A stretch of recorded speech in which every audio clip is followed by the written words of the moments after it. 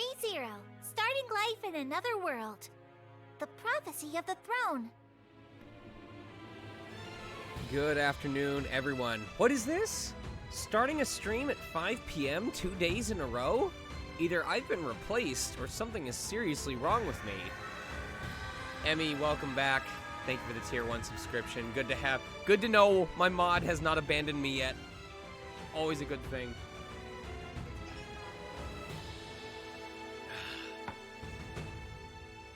Who are you? What have you done with Sean? Look, I've had the drug known as being done with stream by 9 p.m. and having a whole 3 hours before midnight.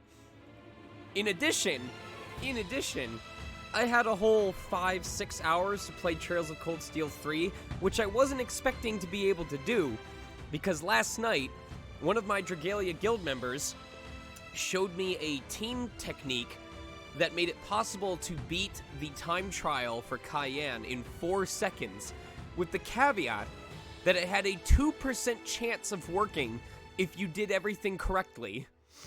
So I tried it for about 4 hours straight last night, passed out because Panda decided to cuddle on my chest, and I knew it was over at that point. Woke up at about 8:30 in the morning, and immediately started trying again, and about an hour later, I did it. I got a 4-second clear. So if you play Dragalia Lost, this is my request of you. On tonight's reset, after the rankings update, check the top 100, because if I was one of the last 73 people to get that 2% chance 4-second clear, there is no chance that it will be beaten, and I will be one of the top 100 people in the world for that Dragalia Lost time attack, which I think is pretty fucking neato. So, cool beans, dude. Real cool, man. Your E-cred is like Bitcoin. It's like skyrocketing at the expense of every other aspect of your life. Avian, thank you for converting your Prime Gaming sub into a tier 1 sub. And he goes, ooh, good Dragalia. I mean, don't make me bring out the butter knives. So, you know the gist. We're here to make some progress in ReZero. You guys are here to vote on what I'll be doing throughout the story. And hopefully, we'll, what was I lost my train of thought. I'm so exhausted at this point. I know! What was I gonna say? I honestly don't remember anymore. Hopefully we'll make some decent progress? I don't know. I had it, then I lost it. Find out this time on audiobook. Oh, that's right. Hopefully, Subaru will do most of the talking in the game so that I don't have to run myself ragged doing it live, because I do have 2 sessions scheduled for tomorrow, and I would like to be in top form for that. But let me open up the. Thank you very much. Let me open up the stream manager window for when we need to do those votes and get that up and running. Oh, thank you for the hype train. I appreciate it. All right. Enough stalling for time. We've got a whole 4 hours to make progress. I don't even remember where we left off. So I guess let's find out. We've only been playing this game for 10 hours.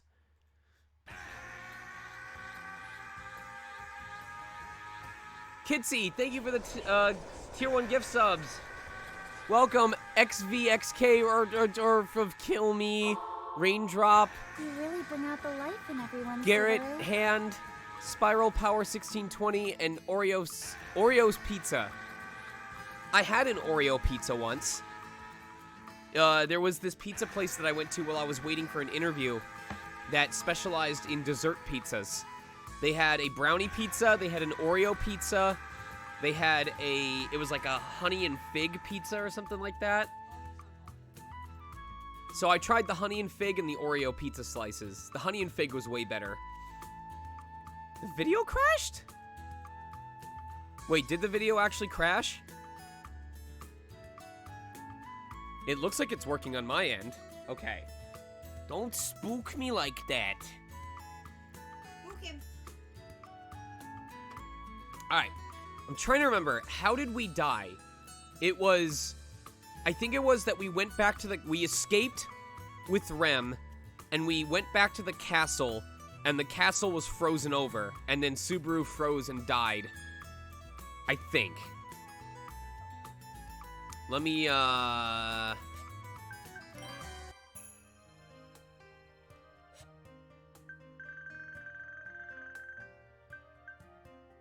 We didn't fail the mission! A white that smothered... Okay, so yes, we went back to the castle, everything was frozen solid, and we just died instantly. Cool.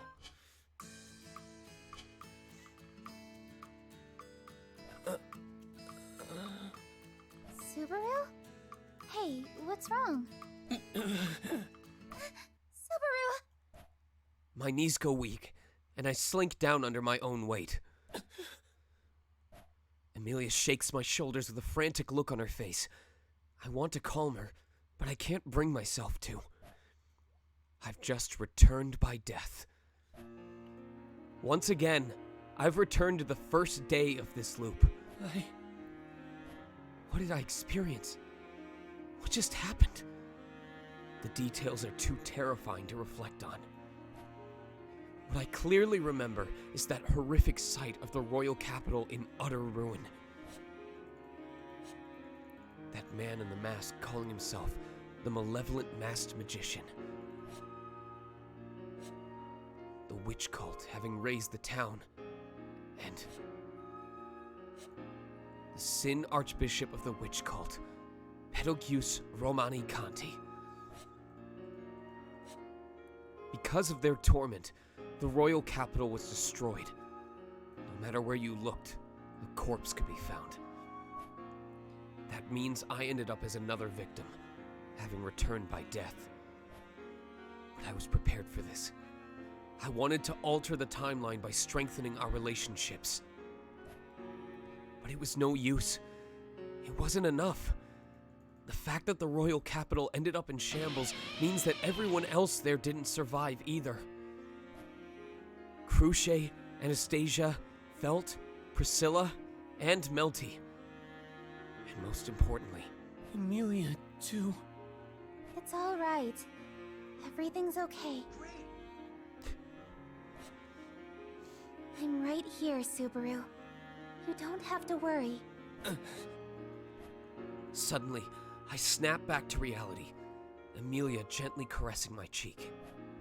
The haze in my head slowly clears. What I experienced is burned in my mind, searing my heart. But when I look at Amelia here and now, I regain some of the willpower I'd lost to stand back up. Sorry, I just got a little dizzy. That didn't look like something so minor. If something's wrong, please tell me. No, it's fine. I get dizzy like this sometimes. It happened before, remember? That's right. It was when you fell asleep on Leah's lap. The return of Plapfoot Puck. Puck can't walk without going.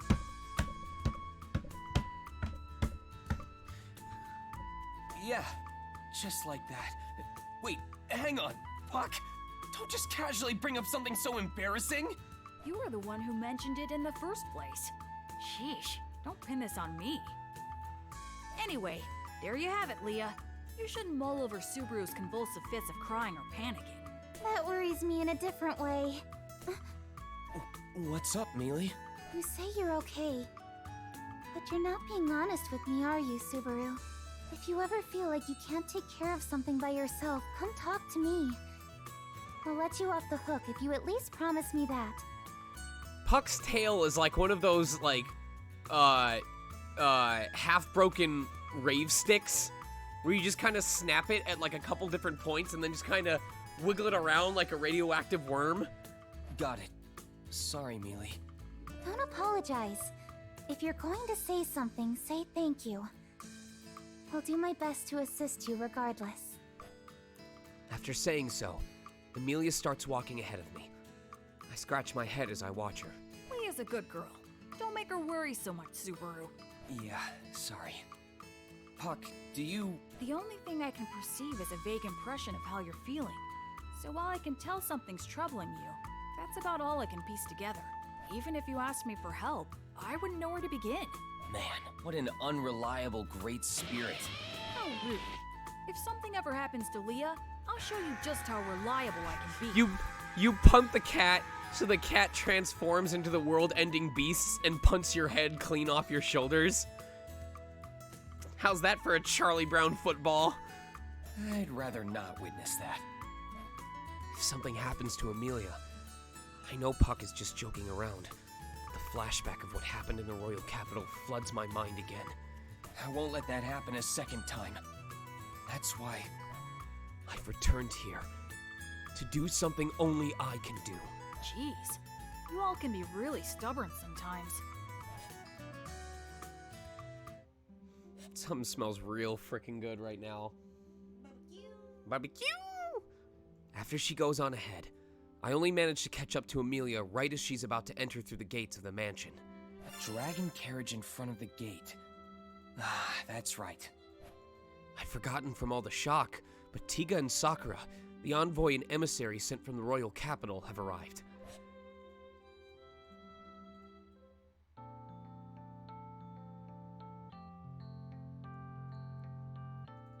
Oh, so this is your companion. How interesting. I like this smile like, please don't talk to me. I'm just here to escort someone. I'm an introvert. I don't want to speak. Why are you looking at me? No, stop, please. Tiga looks me over, top to bottom, and nods as if he's confirming something in his mind. I'm not too thrilled about it, but... What did you tell him about me in such a short amount of time? Oh, Subaru. I didn't tell him anything weird. I just asked him to wait because my companion has been causing a delay moping about. Moping. Moping. She's not wrong, but I wouldn't have put it that way. There's no cause for concern. Even men like us need some time to brood. I see you are a big fan of Pokemon Moon, considering you've got that Lunala charm around your neck. I'm more of a Solgaleo guy myself. Thanks for the consolation. Mealy, don't you have some business to tend to inside? Oh, yes, that's right. An emissary from the royal capital has visited us. But Don't worry about me. I'll just wait out here with my best bud. Huh? Do you mean me? oh, really? I thought you'd much rather want to tag along and listen in. Wait, you'd let me do that? This is serious business, so no.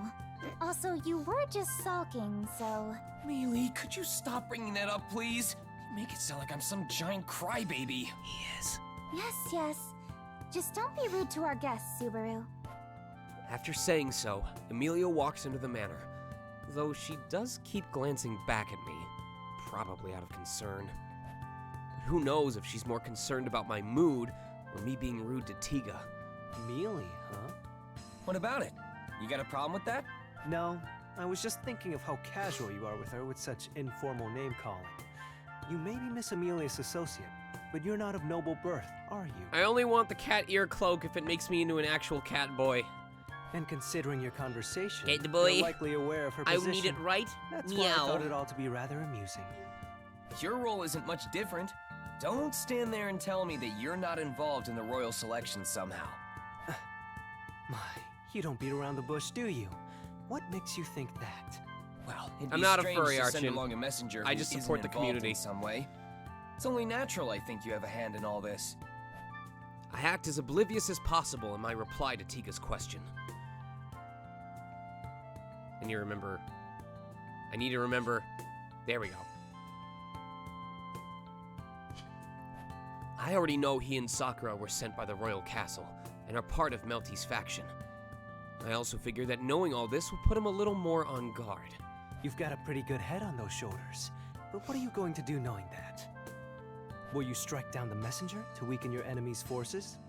That'd be way too risky.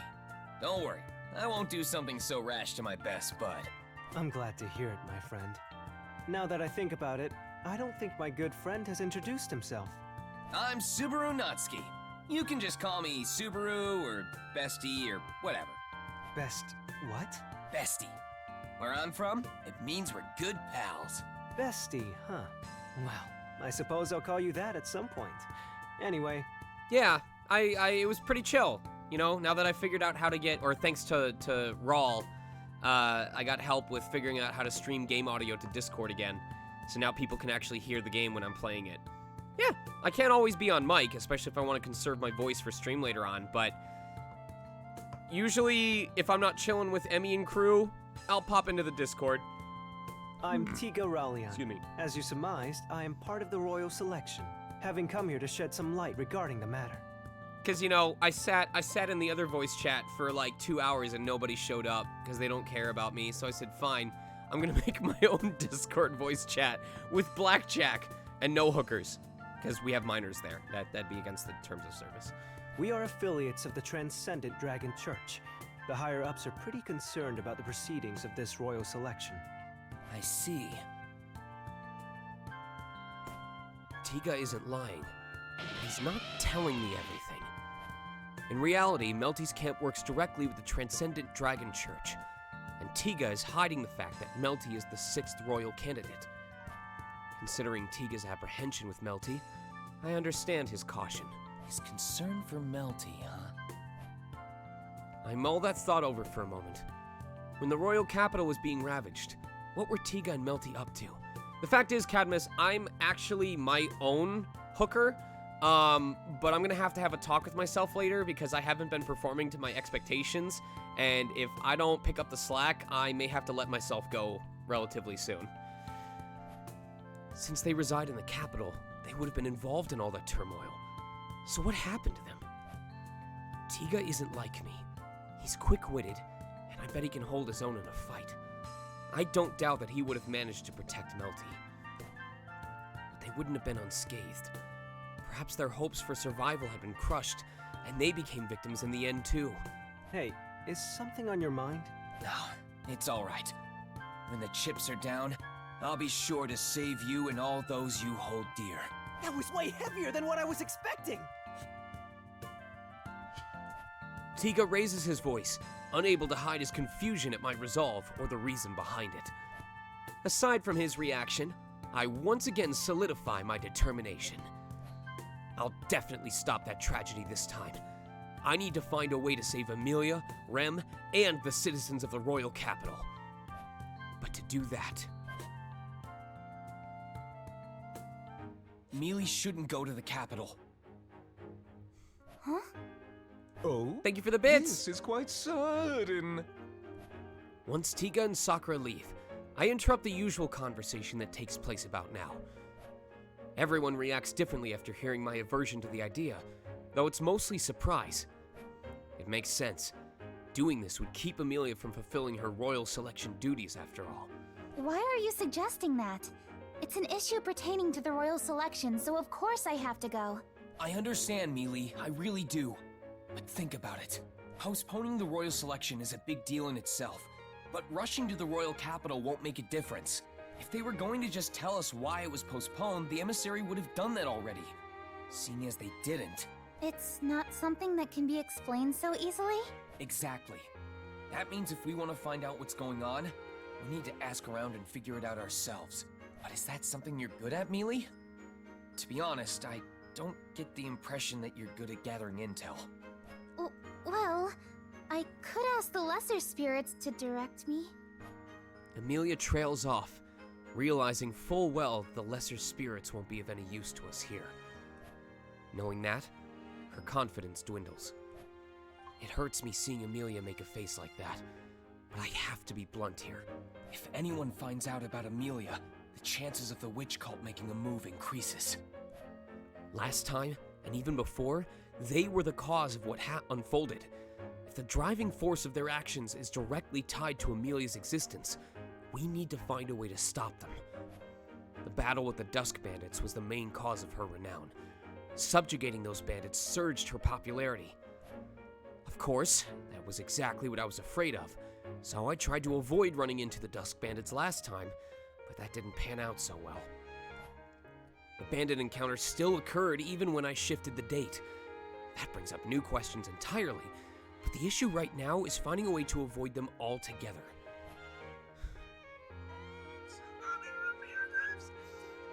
Since the bandits get defeated even when the date of the event is shifted, I'll try not accompanying Amelia this time around.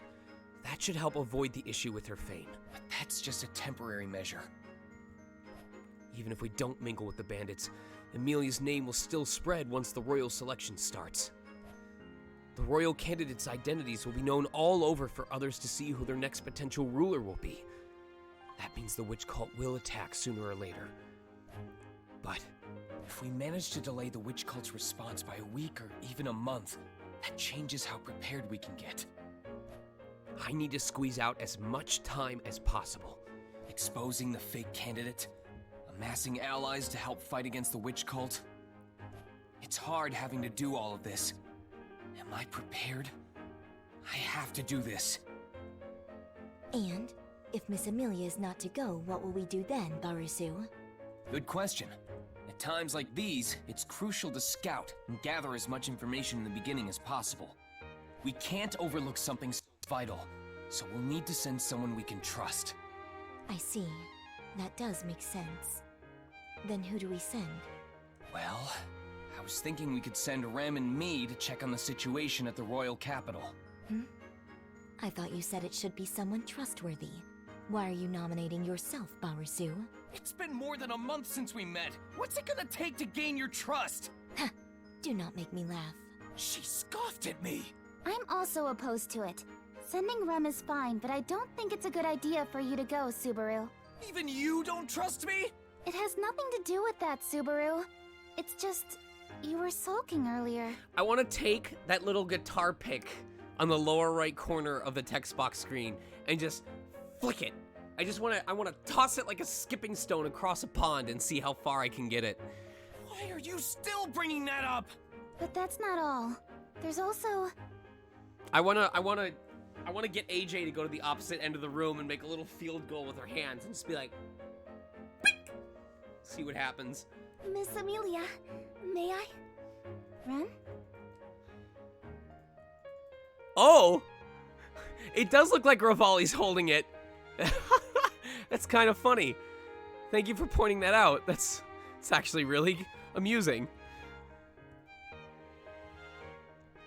I understand why you are so uneasy, Miss Amelia. However, knowing this, I believe Subaru should accompany me to the royal capital. Don't you want to just take your finger and like flick it in the opposite direction and see how fast you can get it to go? Subaru needs to have Master Felix heal his body after all. Rem brings up the issue with my body to convince Amelia. That is, the arrangement with Ferris to conduct my treatment. Since Amelia wants me to receive my treatment, it's hard for her to outright reject Rem's argument. That's true, but there is no cause for concern. Rem will take responsibility for Subaru. Rem will also thoroughly investigate the reason for the royal selection's postponement. I assure you, this is not merely a chance to be alone with Subaru. Her last bit is a little less believable, but her reasoning is pretty sound. It's enough to leave Amelia muttering to herself as she ponders in a pretty cute way. I completely understand your point of view, Subaru. I myself had reservations about sending Miss Amelia to the royal capital so frivolously. I love the way that he talks. It's so entertaining the way he'll just pick a vowel and proceed to elongate it as he talks to Subaru. If you two can fulfill this task yourselves, you may do so. I give you my blessing. Blessing. Whenever his favorite song is I Want to Wish You a Feliz Navidad, because everyone else is like, when everyone else sings From the Bottom of My Heart, he goes, finally, a song that I can sing from the bottom of my heart. Roswell gives the final, what if his name is Roswell with 2 A's? Dr. Doobie, thank you very much. What if his name is Roswell with 2 A's? Because the way he talks means it couldn't just be 1 A. Everyone else would spell it Roswell with one A, but his is Roswell.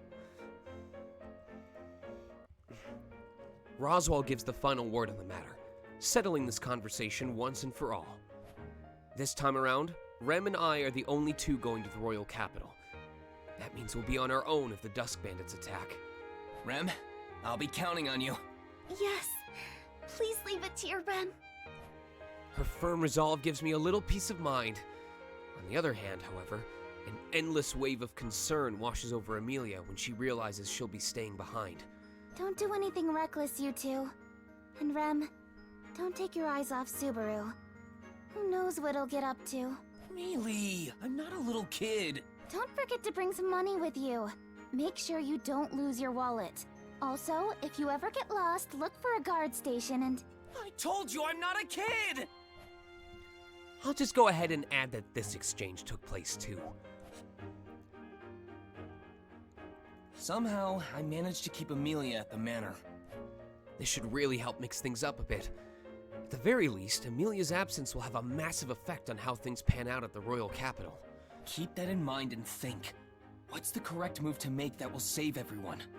If Amelia doesn't run into the Dusk Bandits and doesn't show up in the capital, will the witch cult still attack? It was the royal capital last time, and the manor before that. The witch cult must have changed their targets because Amelia was in those places. Assuming that's the real reason, then on to the next problem. If Amelia doesn't defeat the bandits, will the witch cult's movements be impacted? All I can do is test that theory. If they already know about Amelia, then all of this will be meaningless in the end anyway. If that turns out to be true, then we shouldn't hesitate to fend off the Dusk Bandits, at least to save us a future headache. No matter what though, we have to increase our forces to be prepared for when the witch cult strikes. Building up our relations with the other candidates went well last time too. The attack on the royal capital shifted dates from the previous attack on the manor, so I couldn't bring up any vital information during our previous talks. It may have been possible to team up with the other candidates to fend off the witch cult last time when we had formed closer relations. This time, I'll have to talk to them without Amelia's help. This is gonna be really tough. Without her, I'm just an associate of hers. Will they even hear me out? Am I really that blind? This is beyond stupid of me. This isn't an issue of whether I can do something or not. I have to. Where's Beatrice? Persuading the candidates and strengthening our bonds with each other is an absolute necessity. That will be my main task once I'm in the capital. No, there's something else too. The issue with the imposter. You have been mumbling to yourself for hours, and it is annoying Betty to no end, I suppose. Yes! You barge in here in the middle of the night and start walking circles around me while muttering to yourself. Do you not realize what room you are in? What do you mean, Bayako? I know this is a library of sorts, but it's a good place to think things over since no one intrudes on this peaceful atmosphere. You are the intruder here, I suppose. Betty was enjoying the peace and quiet, and you ruined it, I suppose. Whoa, don't shout so loud this late at night. You're one restless drill loli, you know that? I have nothing more to say to you. It has been too long since you were taught a painful lesson, I suppose. Beatrice lifts her palm as she slowly inches her way toward me. Hang on there, Bayako. I admit I got a bit carried away, but I'm not just playing around here. I was taking this very seriously, even if I was messing around with you. Then consider this an admission of my annoyance!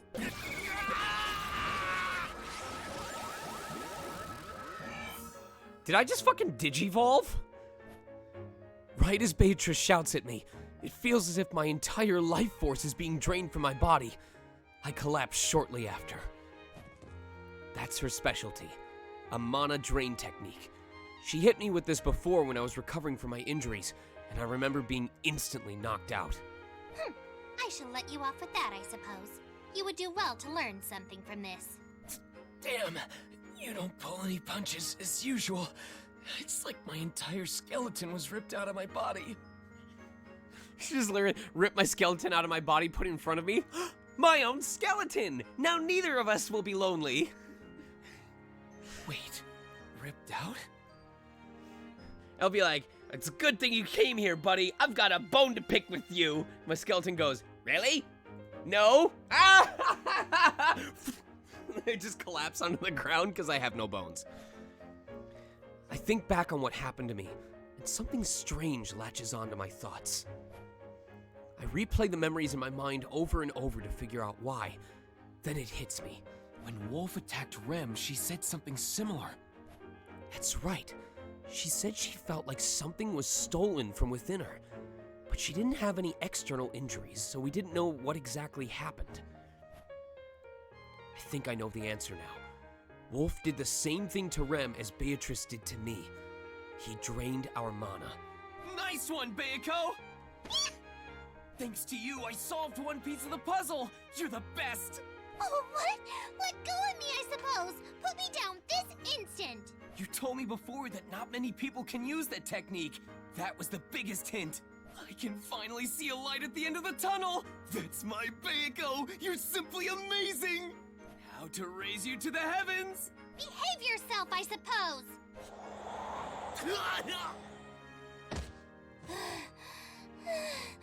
Good grief. This is no time to be joking around. Betty has been defiled, I suppose. I will have Bubby console me tomorrow. What a detestable man, I suppose. You guys, Andy's online. Holy shit, Andy's balling. I got some good sleep last night, and yet my body hurts all over. I wonder why. Subaru. Whoa! Mealy? What are you doing in my room so early in the morning? Subaru, this isn't your room. You're in the hallway. Huh? You fell asleep out here, Subaru. Are you not feeling well? I'm really worried about you. Maybe you shouldn't go to the royal capital. Whoa, whoa, whoa, hang on. There's nothing wrong with me. There's a really good explanation for this. Damn that Bayako. What a pain. It seems I was blown out of the library last night by Beatrice, and then I passed out in the hallway. Since I was snoozing away out here, Amelia got very, very worried. Because of that, my efforts in convincing her could go to waste. I have to say, this cancels out the good work she did yesterday. That is not of Betty's concern, I suppose. I can already hear the anger in her voice. In any case. Hello there, Subaru. I heard about what happened for Miss Amelia. Are you faring better? Yeah. Despite falling asleep in the hallway, I feel pretty great. I hope you'll give Bayako a good scolding for me later. If she's gonna knock me out like that, she should at least send me flying to my bed. I don't believe she would be so considerate, but I am glad to see you both getting along rather well. Beatrice always refuses to spend any time with me. You've been quite a help in that regard, Subaru. She's pretty easy to get along with, at least to me. I think she might agree if you went on the offensive. Bayako's a big pushover, you see. More aggressive. I will keep that in Aggressive. mind. Aggressive! You should. But anyway, I wanted to talk to you about something before I leave. I thought you might have something on No, your the mind. aggressive was always You fun were with objecting Eugene. quite a bit the other day. There is a reason you wanted Miss Amelia Oh. to stay here, no? I'm glad you caught on to that.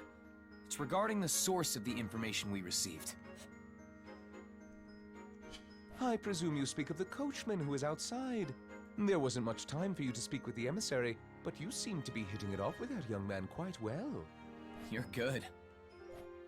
To be more precise, Tiga and my source are different. But the conversation should go more smoothly if I let Tiga take the fall.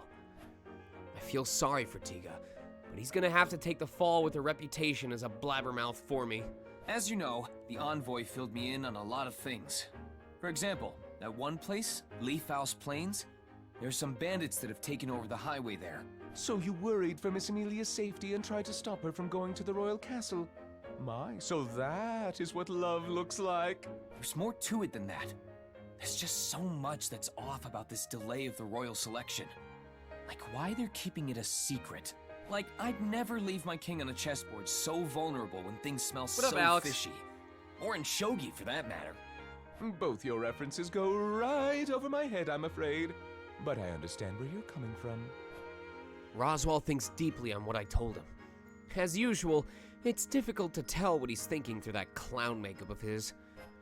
But Roswell is very considerate. That's why he always takes the time to listen to whatever crazy things I have to say. He's honestly a valuable resource for me. Shortly after, Roswell shrugs his shoulder slightly, then looks at me after ruminating on my words. So that's love. It's embarrassing when you keep saying it. I truly understand how you feel, Subaru. But do you have any other leads on retrieving information from the royal capital? That's the problem. That's exactly what I wanted to talk to you about, Roz.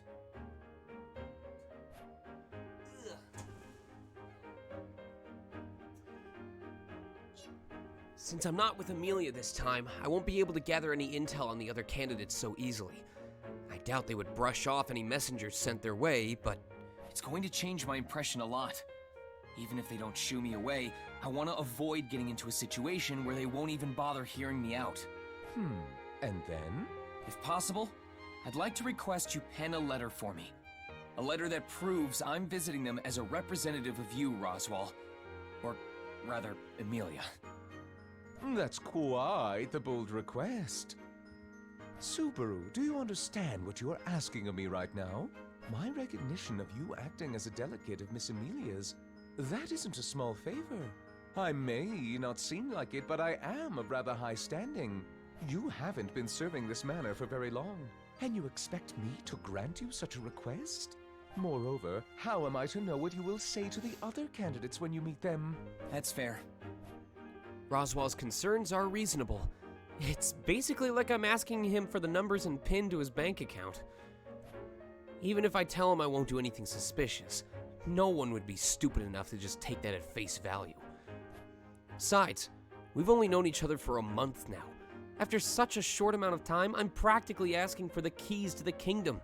I know doing so raises a few alarms. But don't forget, Rem will be with me. If I ever did anything out of line, Rem will definitely stop me. Aha! You say the strangest things. Then are you telling me to place my trust in Rem and not you? I think that's better than me trying to convince you otherwise. So, will you? Of course. It's much easier to agree to your ostentatious demands in that case. Now then, here you are. Subaru, I want to be straight with you. Wait, I thought you were bisexual. I can't be Subaru, can't you see? I have heterochromia.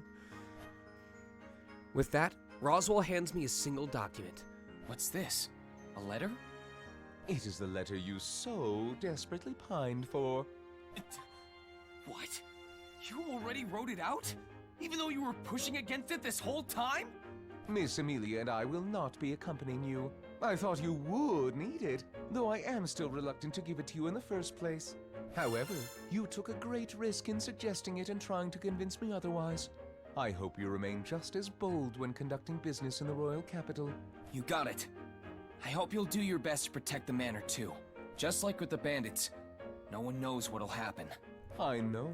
I would never take your input so lightly. I feel like that's not like a bib or something he's wearing on the front of his shirt. It's his snack bugles. Like he's like, oh, I'm so busy, I forgot to have my meal. I'll just have a little snack. Mmm, delicious and so salty.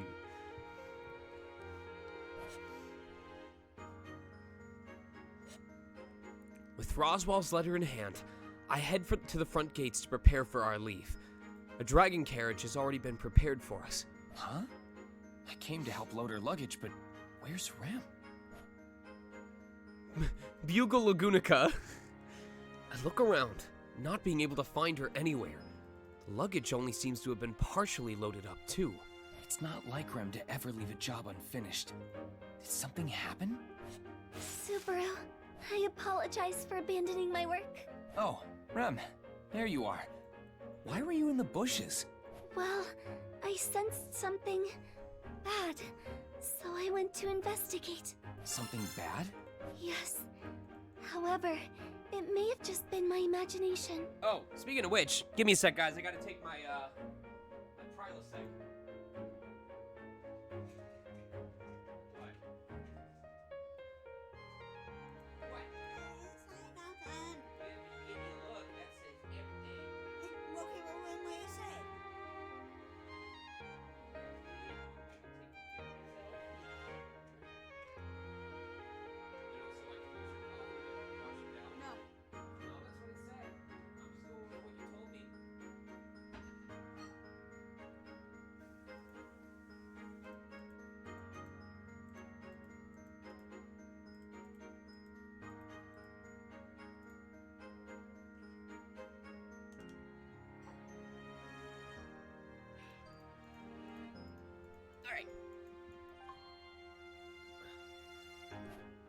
So she says, but she went out of her way to dig through the bushes, so it must have been bothering her quite a bit. An ominous presence in the morning we depart for the royal capital. Something is bugging me about this situation. I get the feeling that I shouldn't just ignore it. Subaru? I just want to figure out what gave you that uneasy feeling and squash it. I feel like a squirrel's about to get decimated by a spiked mace. Rem, I think it's fine if we leave a little later than planned. Let's be as thorough as we can. Are you certain? It may interfere with our schedule, and it may just end up being nothing. If it turns out like that, then fine. I'd rather believe you and fail than not believe you and regret it. Subaru, yes. Rem will do her best. Oh? All right then. Let's begin our search in the garden. I don't know what we're looking for exactly, but let's get this started.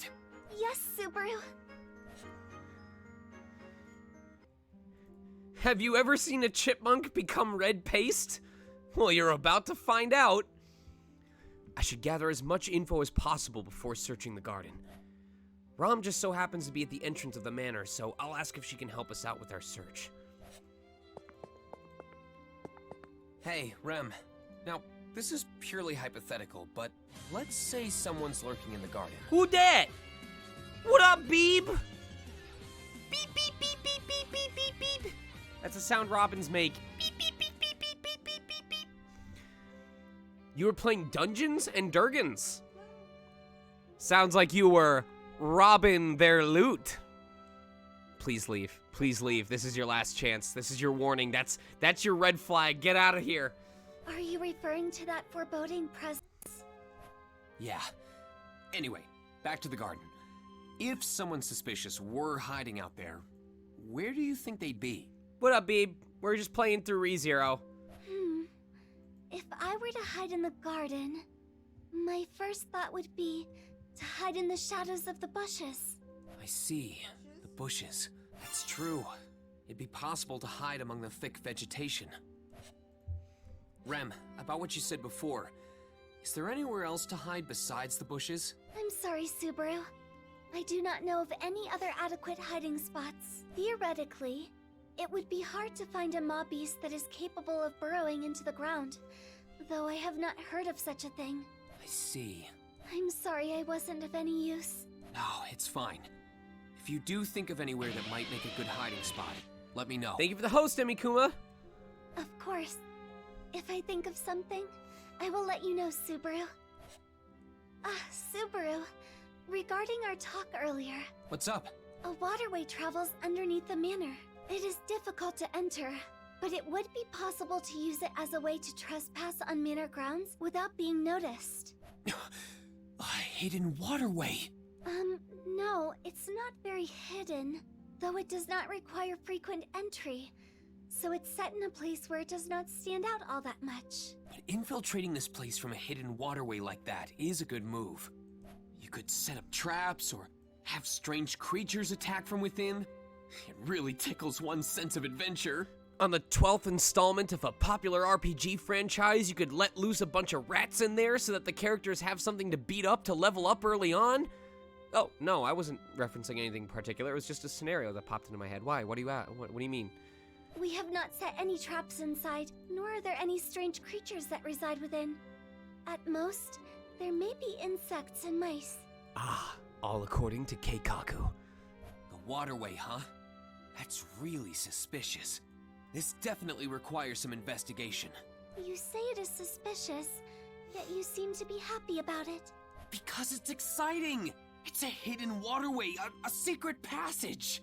I did mention it is not hidden. Thanks, Rem! You found an amazing clue! I cannot think of anywhere else suitable for hiding. I decided to get some input from Beiko after talking to Rom. I want to talk to Bayako, but I don't think I'll run into her if I go this way. In order to see her, it's better to go to the West Wing.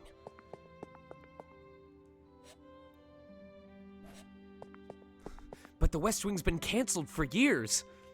Will they even let someone like me in there? It's purely an American show. Hey, Rom, there's something I wanted to ask you. I refuse, Barusu. Wait, hang on. I haven't even asked you yet. Oh, that is true. I merely reacted on reflex. I love Rom in this game. But are you sure you are not wasting your time? The chances of me accepting your request are low, Barusu. How many times have I been like, edgy, and you've just been like, no. Many. I think one time I was like, No. I said I love you, and you were like, no, I love you too. I thought that might be the case. So, with that said, Rem, you handle dealing with Rom. Very well. Sister, I have a request I would like to make of you. Go, Pokemon battle! Of course, Rem. Anything I can do to help. Just like that? She hasn't even made her request yet! Yes, but Rem would never ask me for anything unreasonable. Now then, Subaru, please inform Sister of your request. Yeah, I got it. Wait, was this whole exchange even necessary? This is like the equivalent of the kid who's like, asks his dad, and dad's like, I'm not letting you. And he goes, okay. And then he goes over to mom. Mom, can I blank? Ask your father. Of course it was, Barusu. I am listening to Rem's request. What's important is that this is not a request from you. Alright. Well, if you'll help us out, it doesn't matter who makes the request. Anyway, Rom, getting back on track. I want you to help us search the garden. Search the garden? You do not need assistance to prepare for your departure? No. See, Rem sensed something troubling in the garden. I want to try to find out what it was. I see. It was faint, but it was a very foreboding presence. That is quite concerning. Very well, Rem. I will help you with your search. Hey, Rom, I want to ask you something. I refuse. Again? I didn't say anything this time either! I already know that anything you wish to find out will be indecent, Barusu. That's not true! Well, at least not counting all the other times. I'm being serious here! I suppose I could hear you out. Now out with it. I want to know the layout of the garden before we start our search. I am no gardener, therefore I would not know such specific details. All I am aware of is how the sun shines on it just right, so it is perfect to stroll through. As I suspected of Rom. Ditching your duties to relax in the garden, eh? Do not lump me in with the likes of you, Barusu. When I have time to spare, I always patrol the garden for anything that may be out of place. I am never idle. More importantly, Barusu, what happened to searching the yard? Are we not set to start just yet? Yeah, just hang on a little bit more. I'm still not fully prepared for it. Rom agreed to help us, but to be honest, we could use more eyes. I don't want to get Mealy involved, so maybe I'll go to Bayako for some advice. Hey, Rom, there's one more thing I wanted to ask you. Pervert? Did I say anything perverse just now? It is a question from you, Barusu. So what else could it be than perverted? I won't deny I have such interests. In fact, I'm very interested. But I care about other stuff too. Well, besides perverted things, what else could you possibly care about, Barusu? Our rooms in the manor are in the west wing, right? I was curious what we use the east wing for, aside from Roswell's office. Right. Well, most of the rooms are guest rooms, so the east wing is usually not in use. We get guests here? Is that truly so shocking? I can't even begin to imagine the sorts of people who want to visit our perverted clown's home. Barusu, it seems you need to have the respect for Lord Roswell beaten into you. Let's save that for another time! Hold it right there, Barusu. I am not finished talking to you. Have you come to hear how wonderful Lord Roswell is? I'll pass on that for now. I cannot think of any. I want to talk to...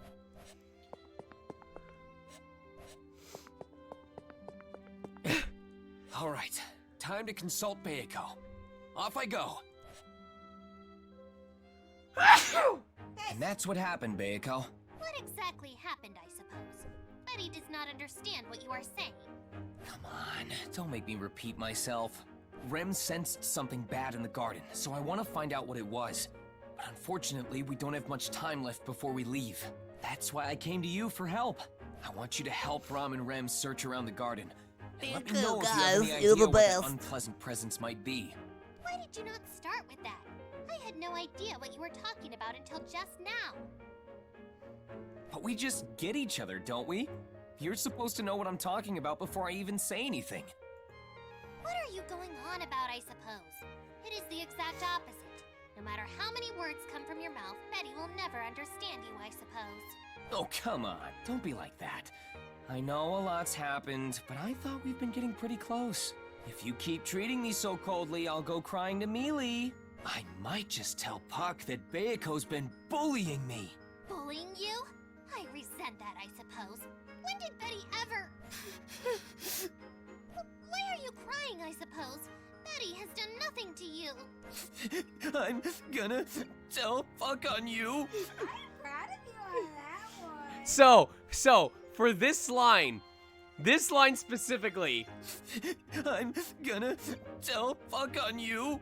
I directly referenced all the times that my wife would imitate how 3-year-olds cry. Because 3-year-olds don't cry and talk. They get really hyperventilate and they can only say one word at a time. I'm gonna tell Puck on you.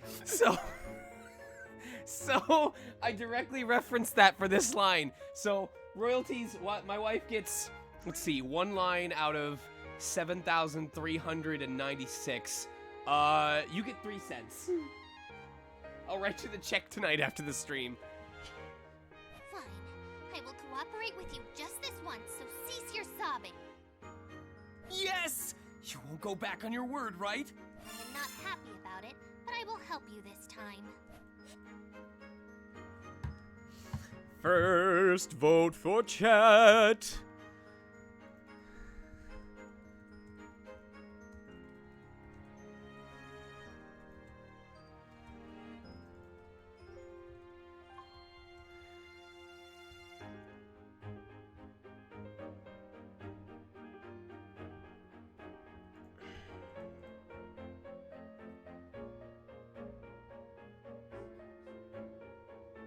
Yes, I had over 7,000 independent lines for this game.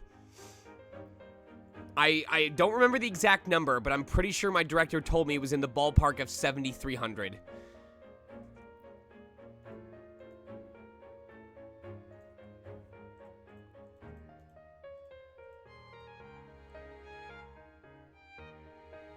I was recording for between 2 to 4 hours every weekday for a month and a half. Every single weekday. There was one day where I had 2 sessions because we had to delay one.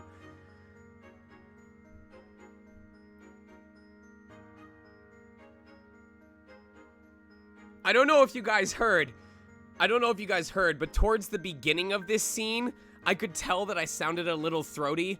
There were some days where we had to do a 2-hour instead of 3 because I was just so worn out. I think, didn't I take like a stream hiatus during that time? Where I just told you guys I straight up wasn't gonna, that was around the same time that the laptop was getting repairs too. So, I know I asked this earlier, but do you have any idea what it was that Rem sensed? I'm thinking it's possible that it could have been a mob beast. If something like that just wandered in, the younger sister would not have responded so mildly as to say she felt something bad. True. I guess that makes me feel a little better. Oh, we didn't practice the lines, Shamushko. I only saw the script when it was time to record. All of these lines happened in the moment. I didn't get to see any of them ahead of time. I would not be relieved just yet. Huh? Why's that? Whenever you make that face, it means you are about to stick your nose somewhere it does not belong, I suppose. You should mind your own business more, I suppose. Well, technically, yes. Generally what happened was, early on in the session, we would do 3 takes per line, and they would just pick whichever one they liked the most. Once we got towards the second half of the game and I was in the flow of the character, we went down to 2 takes per line, and then for any shouted stuff, we did 1 take unless it just wasn't usable. But I'm being this isn't just for this game. This is in most cases. When I performed for these lines, the time between when I first saw them and when I gave my recorded takes for them was 3 to 5 seconds.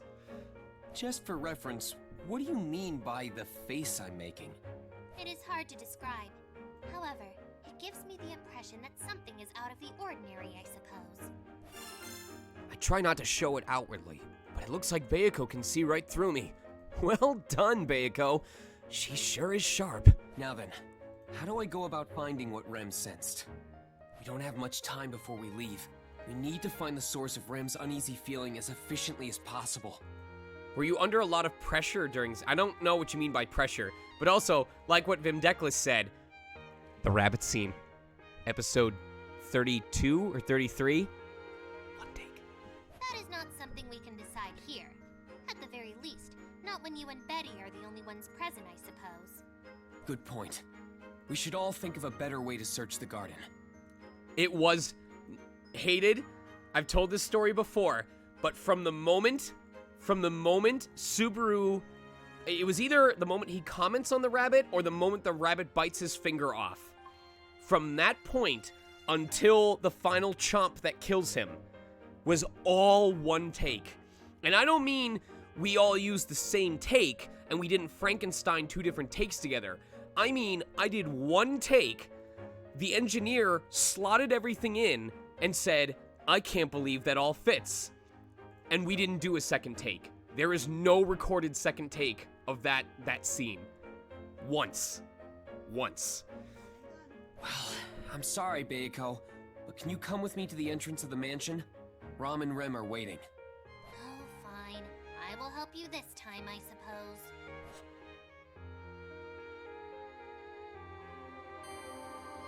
What is your choice? Bayako, Ram, Rem, thanks for helping out. I wouldn't say I get nightmares of a take, Avian. The only time that I've had a nightmare regarding voice acting, there was a nightmare I had about half a year ago where I came in for a follow-up session. I'm pretty sure it was for Mortal Kombat. I came in for a follow-up session of Mortal Kombat, and they kept telling me which page I was supposed to be on, which line number I was supposed to be doing.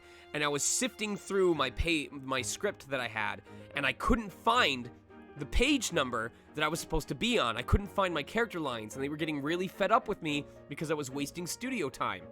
And then towards the end of the dream, I either like dropped the stack of papers or I was apologizing or something, and they were considering like postponing or canceling the session. And I was convinced that I was going to get recast because I was being so unprofessional, and then I woke up. I want to investigate the garden for anything suspicious. Whatever it is that Rem sensed, I need to find out its true identity. It'd be too late if something were to happen because of it. Even if it's something minor, like a chipmunk, I need to squash any feelings of unease, as well as the chipmunk. There's also the possibility that it isn't so trivial a matter. For example, it could be a chipmunk with revenge on its mind. That's why Amelia wasn't included in our little search party around the garden. So long as I'm unsure of the danger we face, I can't have her getting involved. Speaking of which, Barusu, have you finished preparing for your departure? The one nightmare that I still get and I still hate more than anything else is the nightmare where my teeth start falling out of my face. Or like my tooth feels a little loose, so I go to jiggle it and it pops out into my hand. And then by the end of the dream, I'm holding like a handful of like 4 or 5 of my teeth, wondering how the hell I'm ever gonna get them back in, or if I'm just gonna like be missing those teeth forever. And then I wake up in a cold sweat and I have to like feel into my mouth and make sure that my teeth are still there. You are Barusu after all, so I figure you may have forgotten something important. Don't worry. All that's left now is to load up the dragon carriage. And since most of our things have been loaded on there already, we can leave at any time. Isn't that right, Rem? Yes, our preparations are almost complete. Just as Subaru said, we are ready to depart at a moment's notice. However, there are 3 dreams that were cool as hell that I will never, ever, ever forget. 4 dreams. 4 dreams. Do you want them? I'll list them in order of silly to just insanely cool. So which order do you want? Cool to insanely silly or silly to cool? First vote.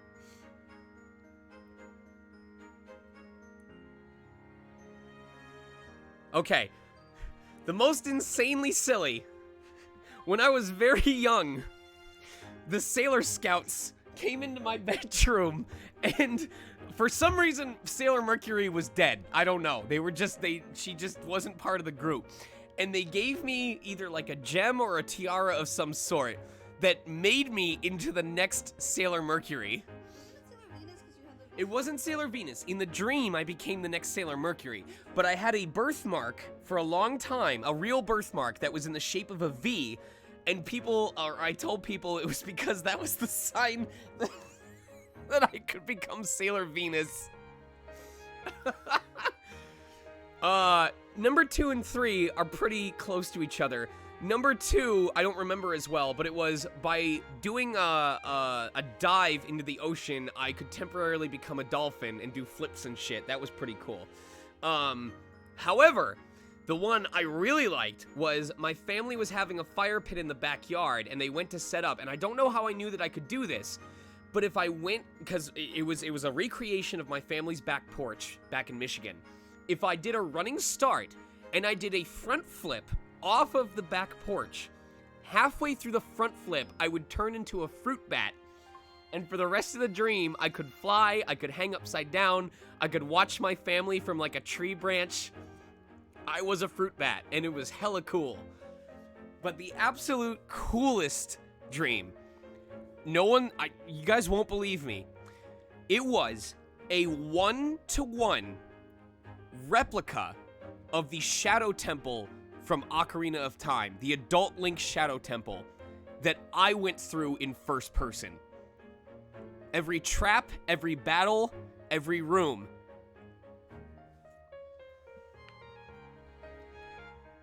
Literally in real time.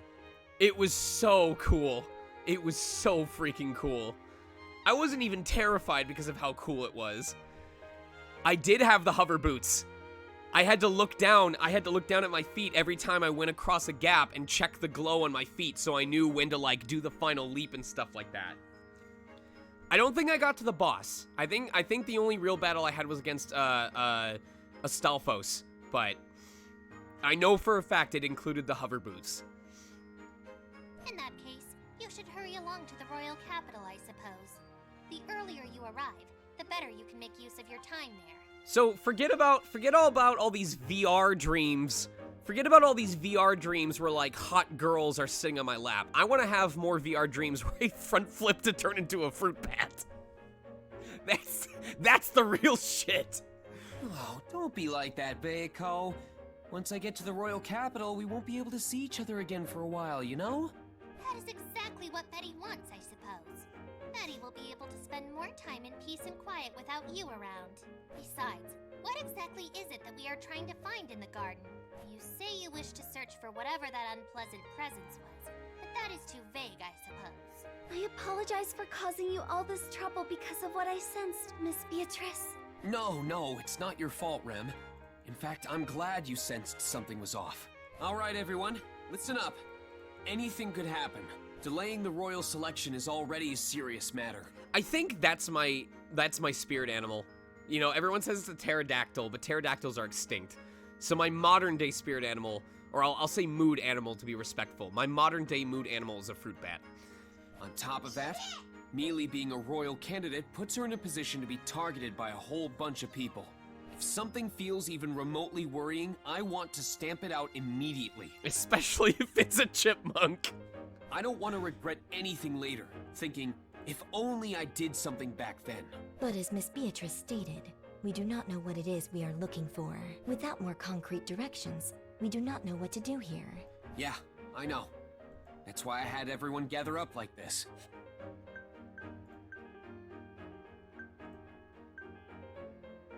On top of that, Mealy being a royal candidate puts her in a position to be targeted by a... But as...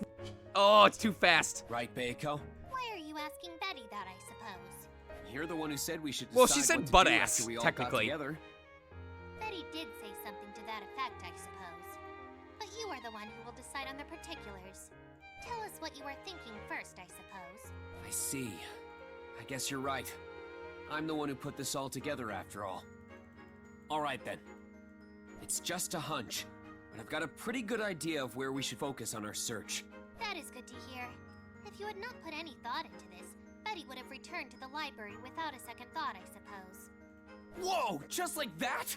Good thing I gathered info before consulting you, Beiko. So then, Subaru, what is this location you were referring to? Rem would like to prioritize searching the area you believe to be most suspect. Oh, here you guys go. Here you guys go.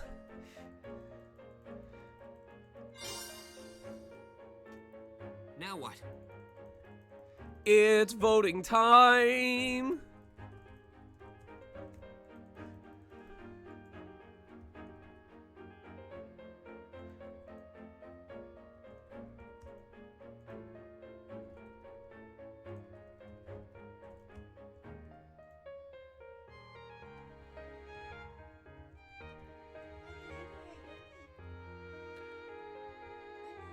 What?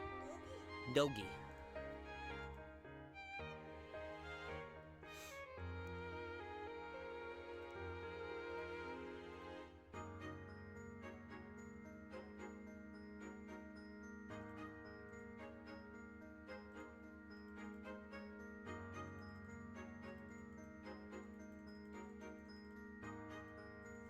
Creepo gazebo.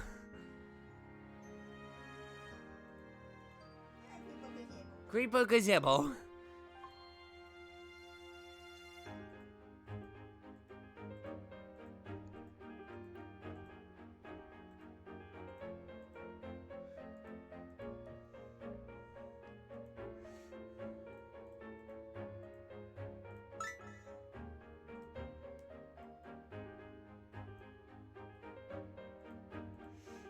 Seems pretty straightforward.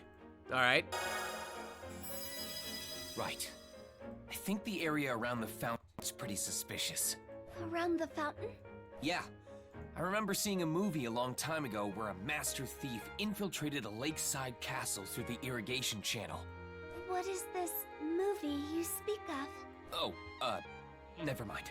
Don't think about it too much. Anyway, irrigation channels can spies and other shady people can use them as infiltration points, right? I don't very much like the idea of spies infiltrating the manor grounds. Yeah, but Mealy's a candidate to become the kingdom's next ruler, so it's still a possibility. I see. Very well. Rem will focus on searching around the fountain, to the left of where Rem sensed the ominous presence. Where would you like Betty to investigate, I suppose? I don't think you need my help, do you? Of course not. But now that we have come this far, you may as well give Betty explicit instructions, I suppose. What you told the younger maid to do was not wrong. You should have more confidence, I suppose. Heiko, do you really feel that way about me? Do not misunderstand my words, I suppose. Betty is merely saying that you should take responsibility and give Betty instructions as well. Well, you may be right, but couldn't you just be more honest with your praise? It is still too soon to say you deserve it. However, providing Betty with appropriate instructions may merit a better evaluation, I suppose. 1 second. I gotta confirm a session that I have tomorrow. Give me a second. What, my week outlook? Referring to 12 to 2. Okay. Boop. And we're gonna save all of those, send them to my wife. Beep. Beep. You're as unrelenting as ever, Beiko. But I'll just take that as your way of showing affection. You only trouble Betty more with your interpretations, I suppose. Just give Betty instructions already. Betty will conduct a search at your behest, I suppose. I really wish there were a safe way for me to stream the episodes of Osamatsu once they come out. I so badly want you guys to be able to see the dub. Like, it has been a long, long time since I've been this excited for a comedy anime. And I just can't think of a way that I can just broadcast it to everyone and have us experience it live. Every bum. Every bat. Everybody. Yes, I no longer say everybody, it's now everybody. Fruit bat. Fruit bat gang, rise up. I think...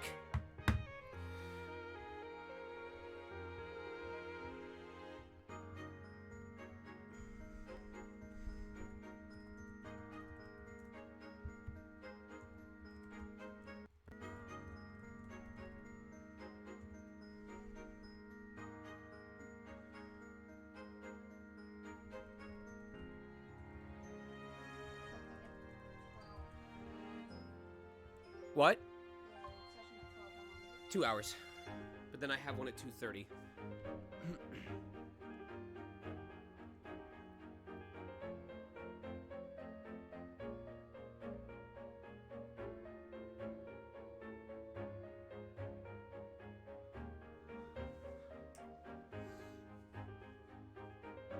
Oh, wait, I'm canceling it, I'm canceling it. I messed up, sorry.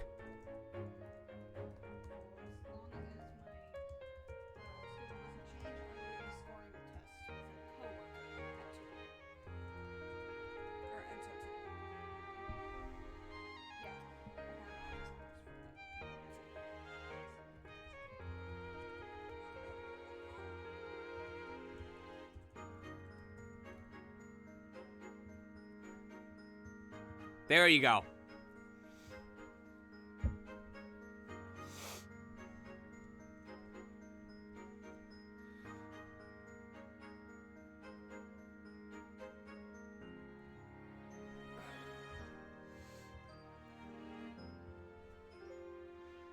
Oh no. Oh no. Chat going for the meme vote. Oh shit. This might be my fault. I should have made sure it was in the poll the first time. Oh, we're heading to our death. We're about Imagine if we pick this, Subaru dies, and it cuts to the credits for Fallen Legion Revenants. Welcome to Raid Fallen Legion.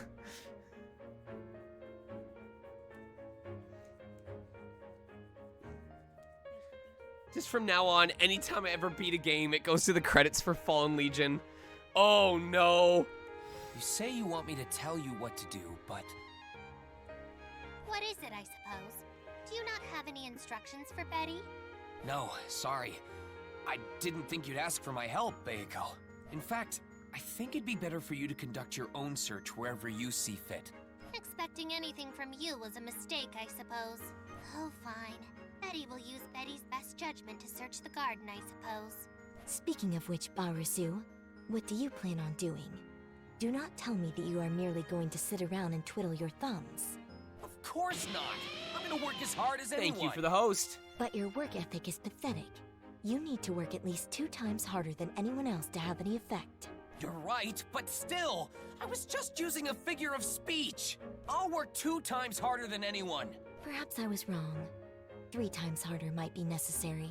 Fine, okay! I'll work 3 times harder than everyone! I see. But you working so much harder than us is unrealistic. Even being on par with us is unlikely. Sorry, Ram. Forget about the whole multiplication thing. Anyway, I want to search the garden now. If you find something, no matter how trivial it may be, let me know. I'm counting on all of you. Beiko, Ram, Rem, let's get this investigation started. Oh, here we go.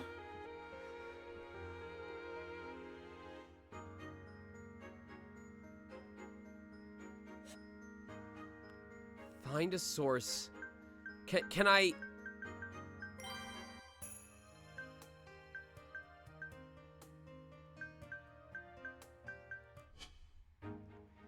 Can I see the map?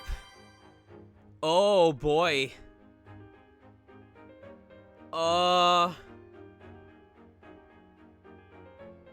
Okay. My guess is... Our best bet is to start on the upper right. And work our way clockwise, is my thought.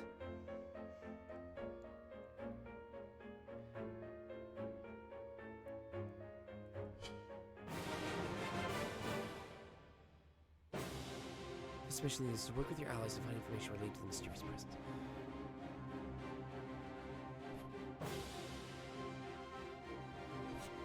I'll find you, whoever you are. I should keep tabs on everyone while conducting my own search.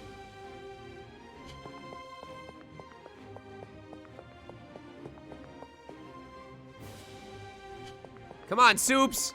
Come on, Soups! There we go. I have to find out why why Rem sensed something so ominous. That did nothing.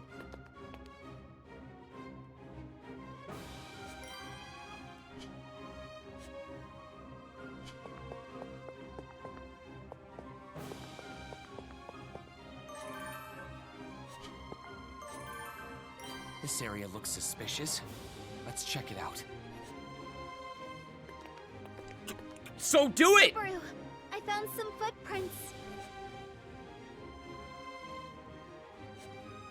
Oh, you're so far away!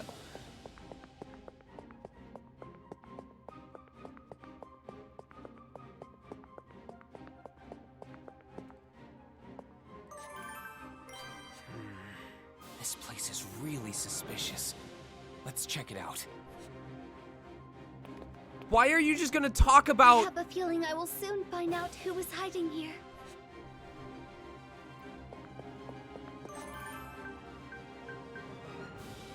It may only be something trivial, but I will report to you everything I find. Thanks, Rem. Keep up the good work. Tell me what you know! Sorry, Rem, but can we check somewhere else? What? Of course. I will do as you say. Just tell me where to look.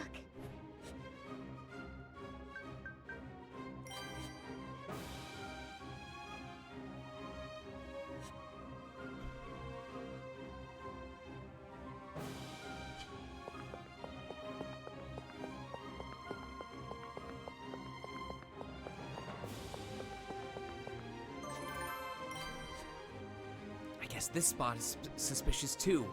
I should check it out.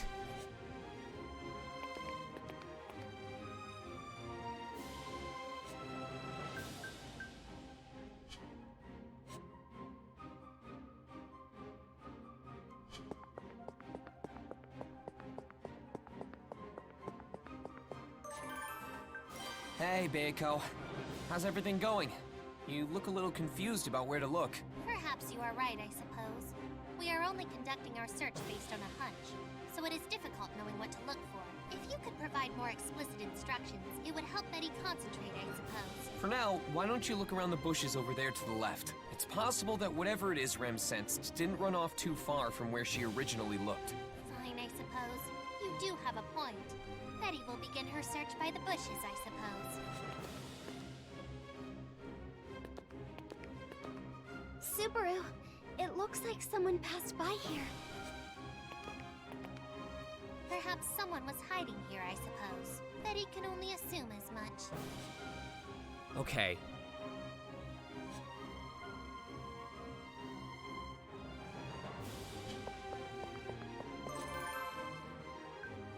How are things going, Beiko? You came at the right time. There has been an update, so I was planning on telling you about it, I suppose. Wow, that's great! Let's hear it! Okay, so it's filling the bar. Sorry, Beiko. You got a minute? What is the matter? Oh, I was... Nope. Nope. But I will talk to Rom. How's your search going, Ram? Barusu, you think you are so high and mighty inquiring about my progress. Who do you think you are? That wasn't my intention. I just thought you'd need some help since we don't really know what we're looking for. True. You were quite vague, so it was somewhat perplexing, but it was something ominous that Rem sensed. I will be more than diligent in finding the cause of her worry. Nice one, Ram. Looks like you don't need my help after all. I am curious what your definition of help So I'm is. guessing I need to talk to them every time they get an exclamation point until my bar is filled up. And hopefully we have enough turns left to do that. But I do know for a fact that you are still a century off from being capable enough to assist me. That long? Yes, even though I am being generous, it would still take that long. Go easy on my frail heart. Now then, there is no need to worry about me. Leave me be and return to your post, Barusu. Rem! There are traces of someone lurking around here. Ugh. I found some suspicious footprints. Okay, I need to hope that Rom works her way back to the left. If she doesn't work her way back to the left, we're gonna be screwed. Because I need to make it to everyone within my movement limit. It may only be something trivial, but I will report to you everything I find. Thanks, Rem. Keep up the good work. All right, we've got about half of the info that we need.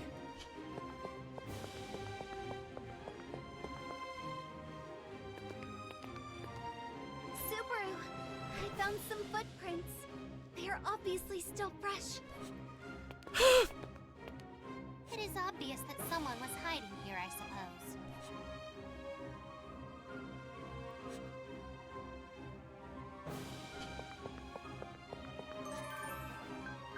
It may only be something trivial, but I will report to you everything I find. Thanks, Rem. Keep up the good work. That bar did not go up at How are all. things going, Beiko? You came at the right time. There has been an... Wow, that's great. Okay.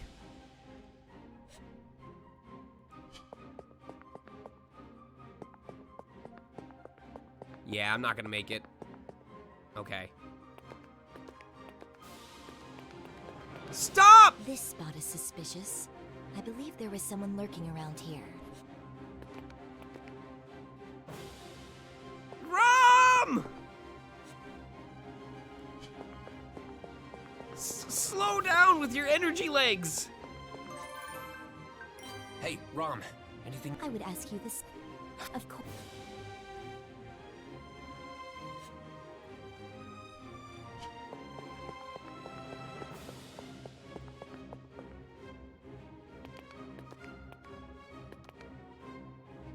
Okay, I think I need to get them searching somewhere else. Mwah. Sorry, Rem. Of course.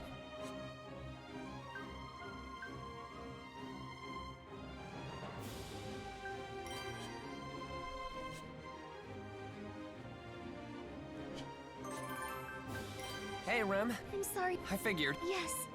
Sorry to have bothered. Yes. Okay. Shit. Sorry, babe. What is the... Oh.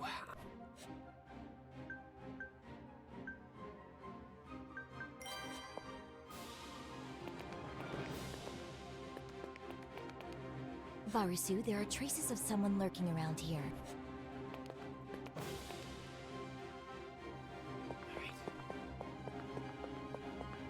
You're gonna just go around in circles. Sorry, Rem, but Of course. let's see. Is something the matter, Subaru? Please tell me where to look next. I think we should keep looking around here. We don't need to mix things up now. Then shall I continue searching around the fountain? Yeah. It is Oh, no problem. I thought the fountain was in the center.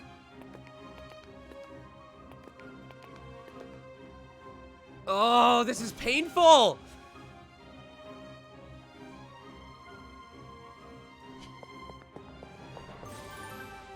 Sorry, Rem. Of course. Let's... Yes,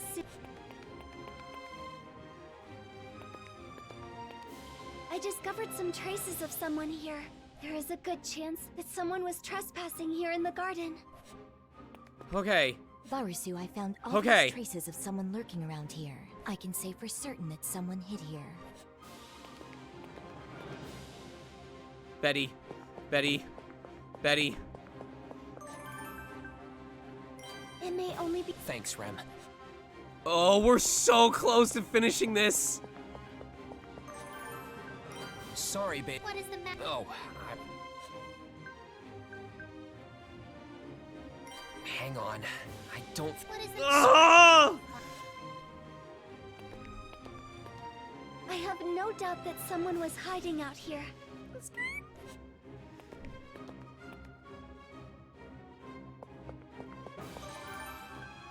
Sorry. What is the... Oh. Do you think you could check... Oh, Thanks, babe. Okay.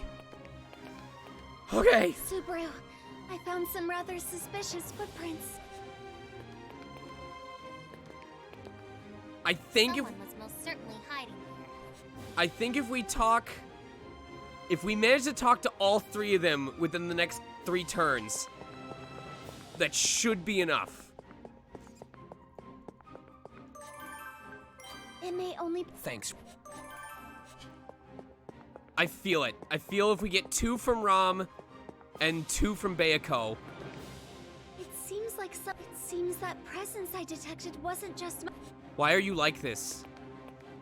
These footprints. It would seem the younger maid truly sensed something after all, I suppose. Why are you like this? Wait, is the blue whoever I got the most info from? Or is Hey, that just Rom. a generic... I will ask you the same. Of course.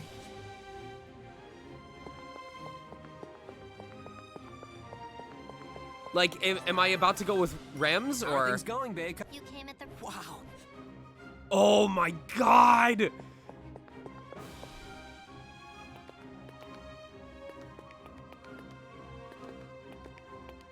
There is no doubt that someone... Alright, I'll talk to you, Bayako. I knew it. Someone's been hiding here this whole time. I'll get you. Just you wait. Yes, yes, yes! How are things going? You came... Wow. Oh my god! Rem!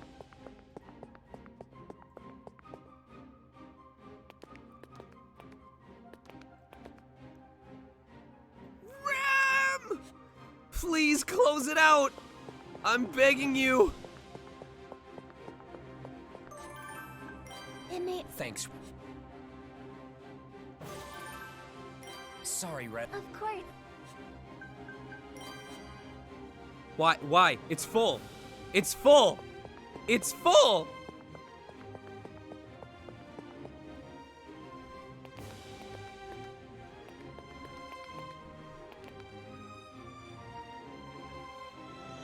What's with that light?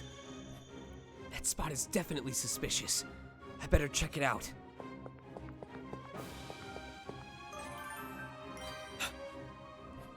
So, I finally found- Yes! Oh! Whoa! By the skin of our teeth! I finally found the spy hiding out in the garden. Fortunately, they haven't noticed me yet. I can try to grab them by myself, but that might prove to be dangerous. Rem, I found someone suspicious. Really, Subaru? Yeah, seems like they didn't notice me either. I need your help to capture them. Will you? Really? Whoever was hiding in the central bush didn't notice any of us running around going, "Hey! Did you learn anything else yet? No? What about over there? Can you go help Rom?" Of course, Subaru. What about Sister and Miss Beatrice? I think I found someone! Yeah, I'm gonna go sneak up on them! No, don't join me! It has to be a surprise! If we go as a big group, we'll definitely be noticed. We should sneak up on them with as few of us as possible. Very well, Subaru. Rem is honored to be chosen by you. That's a bit much, but I'm counting on you. Yes, I will do my best for you, Subaru.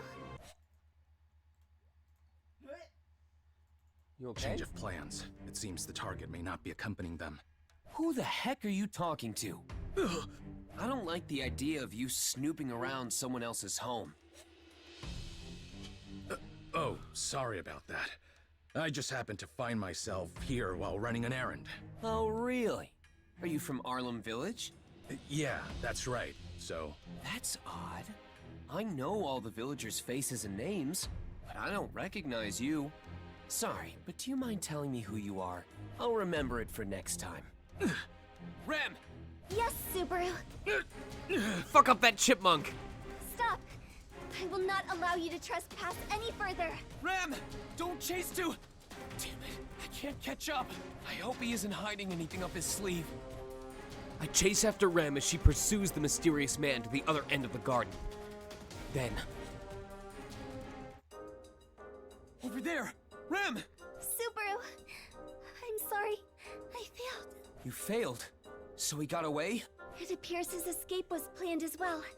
He hid his presence and scent. If he manages to erase his footprints in the forest, then it would be dangerous to pursue him. You made the right call not to follow after him too far. He could be waiting for us with a trap set up. For now, we should just be happy we chased him away. Right. but he did break this before leaving. What's this? A mirror? Yes, this is known as a conference mirror. It is a metia that can speak to the owner of the conference mirror it is paired with. Unfortunately, since it is broken, we will not be able to know who the intruder was speaking with. Odds are, it must be someone related to everything going on. That guy from earlier must have been a spy or an undercover agent keeping an eye on the manor. Andy back to ballin'. We need to be more thorough in gathering intel. Now that I think about it, Emilia had her dragon insignia stolen while she was in the royal capital. So maybe her schedule while she was there got leaked. I don't want to think about the spy having figured that out, but I can't rule it out. As for where they came from, The most likely possibility would be the witch cult. For now, we should give this mirror to Roswell. Letting him know about this should keep him on his guard. Very well. Let us inform him immediately. from the corner of my eye, I see Rem prepping everything to give to Roswell. I, on the other hand, just stare at the sky, my heart heavy. It seems like the enemy has been here all along, which means I have even less time than I thought to prepare. Barasu, do not cause any trouble for Ram. She has much to tend to. She does not have time to deal with you. I expect you to procure your own food. I'm not a baby. I can feed myself. dunks face into a bowl full of pudding. We had just failed to catch the spy. What? But I respond in my usual manner to Ram's sharp tongue. I'd already secretly reported to Ram and Roswell about the spy that was hiding among us. Among us! If I let Emilia in on it, I know she'd just get more worried about me going to the capital. So I didn't say anything. Though, it's not like we can keep it a secret forever. Is there something on your mind again? Whoa, Mealy! Don't sneak up on me like that! Your adorable face really surprised me! Did I really surprise you that much? Then I'm sorry. I'll be more careful next time. I'm sorry. How would I do that? All right, Roswell, where were you? I was in electrical. You're sus. Everyone else was out with me out on the main area, Polis. Where were you, Banco? Betty was checking the what? The what? The flight controls. That's not a task, Banco. The words just sprang out, making Emilia mull over what I said seriously. But her doing that is so adorable. Even her breathing is cute. EMA, Emilia Major Angel. There you go, saying that weird stuff again. I saw you sneaking around with Ram earlier. If you hide things from me like that... I'm sorry, but hear me out. Everything I do is for your sake. I actually said that wrong. It's supposed to be for your sake. Emilia has a really rare sake collection, and she gives it to me whenever I save her life. I seriously think about what's best for you and do what I can for your sake. That I can assure you. Cross my heart. I'm happy you say that, but... Subaru, the dragon carriage is ready. We should depart now. Seems like the carriage was prepared while Emilia and I were talking. To be honest, excuse me, I wish we could keep talking forever, but I might let something slip if our conversation goes on any longer. So, see you, Mealy. We may be apart for a while, but just imagine I'm your pillow and hug it every night. Oh, Subaru! There he goes again. Subaru always treats me so well, but I haven't done anything for him in return. So why? He's just Barasu. What does Rem see in him? That is something I will never understand.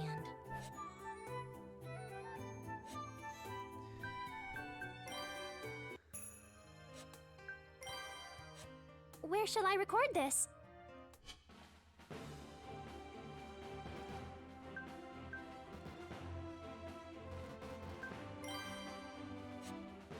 it's not like I'm not worried about the village or anything, but we need to head to the royal capital for now. Sorry, Rem. There's somewhere I want to stop before we get to the capital. Not a problem.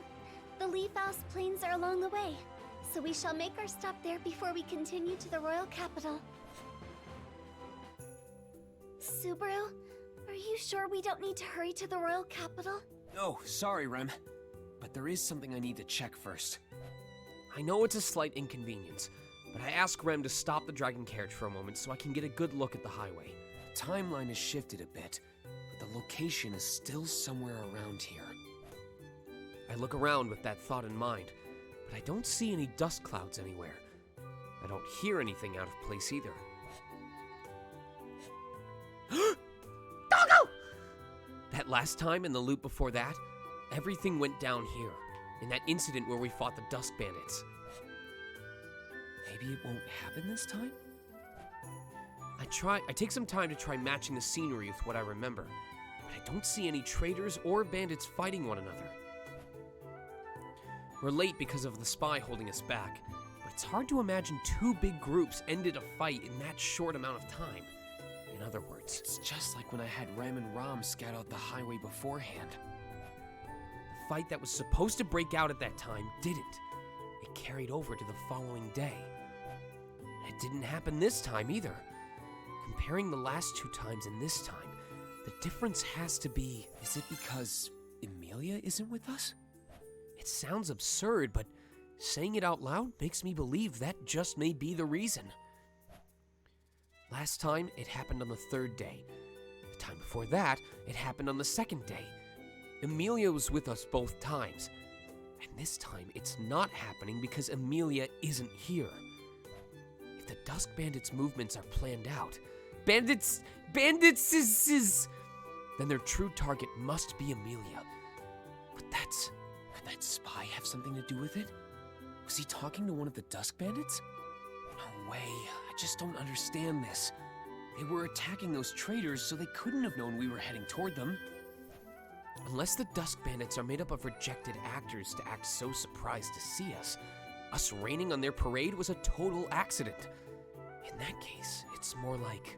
The Dusk Bandits were pawns to gauge Emilia's fighting prowess? Was their objective to gauge how well Emilia can fight? It's hard to think of any other reason to attack her like that. And since they did... I'm almost certain that spy is part of the witch cult. They're so meticulous.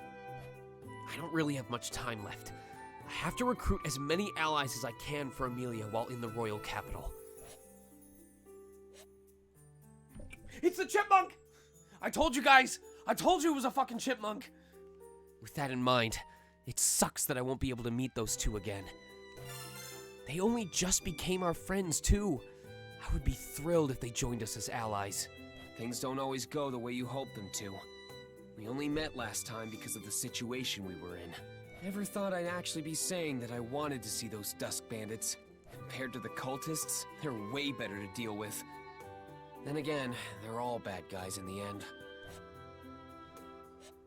We wait a bit longer, but Solomon and Puka never pass by.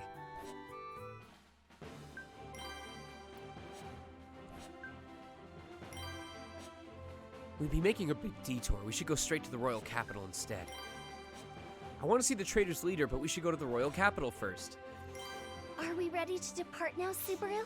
Yeah, we're good. Let's make our way to the royal capital. Bless you. How many times do I have to tell you? I'm gonna get it. I don't remember making any promises to you a month back. I get that, but it just makes me so sad every time you say it. Huh? What do you mean? You've been here before. Sorry, didn't mean to make you feel bad. I've come here over 10 times by now. But for you, this is only our second encounter. Then we're practically strangers. How am I supposed to recognize you? With that, the shopkeeper glares at me with his tough-looking, scarred face. If you've never met him before, he looks pretty menacing. But this guy is a really good person at heart, so there's actually nothing to be afraid of. You heard him, Subaru. We shouldn't distract him from his work any further. I understand, Rem, but look around us. No one else even dares to come close to his stall. You can hardly call him busy. You little... Ooh. If you're just gonna screw around, then go somewhere else. I'm not screwing around. I'm here for a perfectly good reason, even if you don't remember. What do you keep going on about? What is it you want, anyway?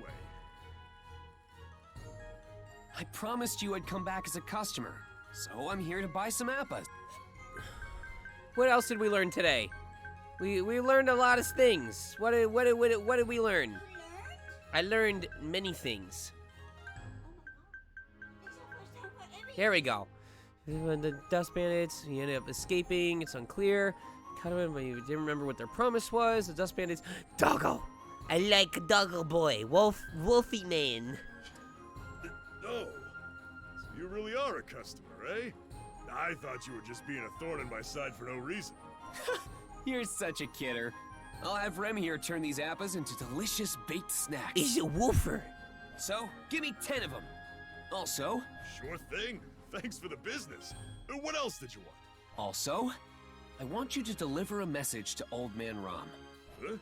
You know the old man? You don't have to be so suspicious. He helped me out one time while I was here in the capital. I wouldn't ask you to relay a message to him if I didn't know the guy beforehand, right? I guess so. Well, alright then. What do you want me to tell him? Reinhardt has what he's looking for. He should know what I mean. The meeting to explain why the royal selection's been delayed will happen with or without Amelia in the royal capital. Felt and Melty will make their debuts as candidates. There's a good chance Felt will drop out if Old Man Rom doesn't barge in and get captured. That'd be exactly what the imposter wants. Imposter? Among Us? I can't let that happen no matter what. The royal selection can't start just because any 5 people gather in the castle. We've got Among Us, we've got Imposter. Now they need to say Suspicious. If someone says Suspicious, we get the 3-term combo and I gift 5 subs. They have to have the proper rights and goals to compete with one another. In fact, that's our prediction.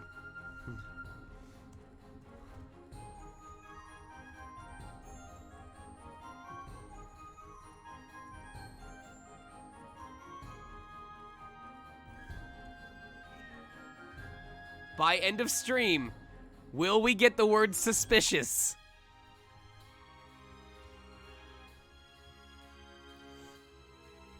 They have to have the proper rights and goals to compete with one another. Amelia coming out on top with all that considered would be the best scenario. Well, we're not I'll counting take it care of now. any problems that come our way. Or we're not counting from before then. We're counting it now. But for now, we started with Among Us. That was the foundation. Then we pointed out the imposter. That's the individual. Now we need to make the claim, which is that they're suspicious. Subaru, I'm going to reserve an inn. What will you do? let's see. I gotta go somewhere. So, I guess we'll part ways and... Very well. Then I shall accompany you. No, that wouldn't be efficient. We don't really need to stick together. And remember, this isn't if they just say, like, suspect, or some other word that has sus. It has to be suspicious, or if they use the slang sus. No. If they use the slang sus, I'll make it 10 gift I made a promise subs. with Master Roswell and Miss Amelia. You're super assertive today. I guess it's okay then. Not like I have any reason to refuse. How many people saw the word super and for a second thought it said sus? In fact, no one knows what might happen now. The attack on the royal capital shifted from when I thought it was originally going to occur. It's actually much better if we stick together. I wouldn't have to worry about anything in that case.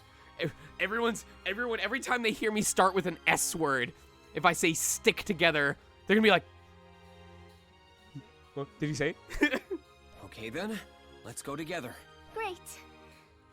So? Where are we going? So? That's one of the 3 letters in sus. About that, I want to go to church and say a few prayers. Say? That's the same number of letters. This is the church. What did you say you needed from here? Well, actually, I'm not here to pray. I need to meet with the people inside.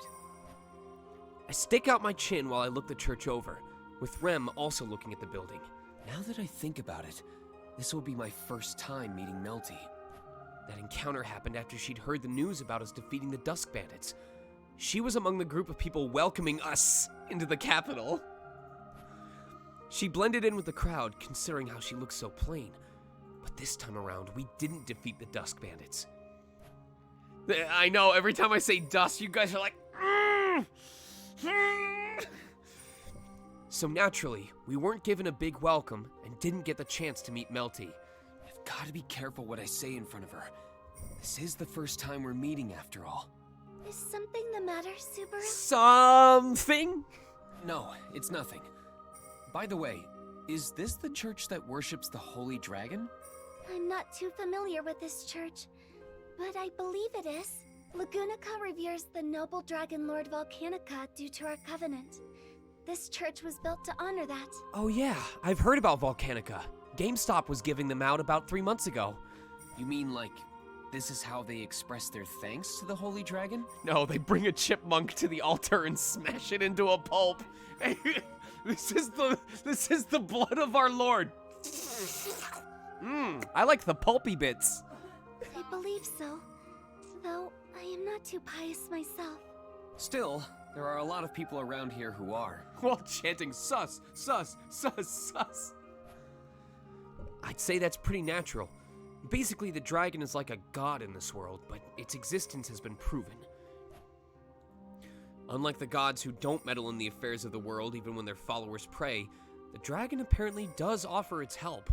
Taking that into consideration, I can understand why they like to cling to it so much. Maybe I should convert. I think that would be wonderful. The doors to the church are always open. Ah, that voice. Oh, I'm sorry to sneak up on you. I am a nun in this church. And you couldn't pass up the chance to recruit another potential parishioner, eh? Dot, chipmunks are just like the forest's toaster strudels. That's right. I was only appointed here recently, so I'd like to get along with the citizens of the royal capital, but things don't often turn out as well as you hope. Oh, really? That's, unexpected. Oh, that's, unexpected. I think back to the get-together we had and how she acted at the church. She was always surrounded by people, so I never thought she'd have trouble getting along with everyone. In any case, if it's okay with you, can we talk inside? If you have the time to spare, that is. I don't mind one bit. Please, come in. Isn't it Michelle Marie that voices Melty? I think I have that right. Tiga, are you there? Yes, I'm right here. You sure came back in high spirits, Mel. Did something... Oh. Hey, bestie. You seem to be doing well. Subaru? What are you doing here? Weren't you the one who told me you worked at this church? Since I came to the royal capital, I thought I'd pop by for a little visit. We only just met. What a quick reunion this is. Huh? You two already know each other? Yes, I am surprised as well. You were one of the messengers who came to the manor yesterday, right? Messenger. Oh, so you two are just like me, a royal candidate. Mel! Huh? Oh. Tiga puts a hand to his forehead while Melty quickly covers her mouth. But it's too late! Melty totally lets her tongue slip, exposing who she truly is. Then again, only Rem and I are here to hear it. A royal candidate? Then this nun is the last candidate to be revealed. Subaru and Rem, was it? Please don't misunderstand. There's a reason Mel is hiding her identity for the time being. And that's... Because the Council of Wise Men told her to keep quiet? That's right. You're a sharp one. It's pretty obvious once you think about it. Especially by process of elimination. I guess it's also possible that some higher up in the church would want you to keep quiet. But as for the Council of Wise Men, they're far more concerned about the identity of the fake candidate. This is their first precaution. Knowing about Melty's existence in and of itself would put me in the forefront of potential imposters. Pretty unreasonable, but... Huh? I'm sorry, but please keep this a secret. So, you want me to lie for you, is that it? Huh? That wasn't my intention. Subaru, you should not tease a royal candidate like that. We are here as representatives of Miss Amelia. We must act accordingly. Yeah, I know. Let's start over then, shall we? Start over? My name is Subaru Natsuki, and she's Rem. What's your name? Yes, I am Melty Pristis. It's so nice to meet you. Sheesh, you were really good at calming Mel down back there. Are you actually a ladies' man? Tiga blurts this out after we move to the dining area. You think I'm a ladies' man? Don't be ridiculous. If I were good at dealing with women, I wouldn't be running so many circles around Mealy. I haven't made any progress with her. It is true. Subaru is not at all a ladies' man. Rem finds that quite adorable. I can't deny that, even if it does sting a little. That's not really something to be proud of. But you two seem to hold a great deal of trust in one another. I know. You must have a wonderful relationship. You're right about that. But it's more like how you and Tiga are so trusting of one another. I see. Burp. Of course, I'd appreciate it if Mel shared the sentiment. Oh no, No, you've got don't it all worry. wrong. Tiga is only with me because we're childhood friends. Ah, childhood friends. I see now. So that's how you know each other. After hearing that revelation, I figure out the secret to their relationship.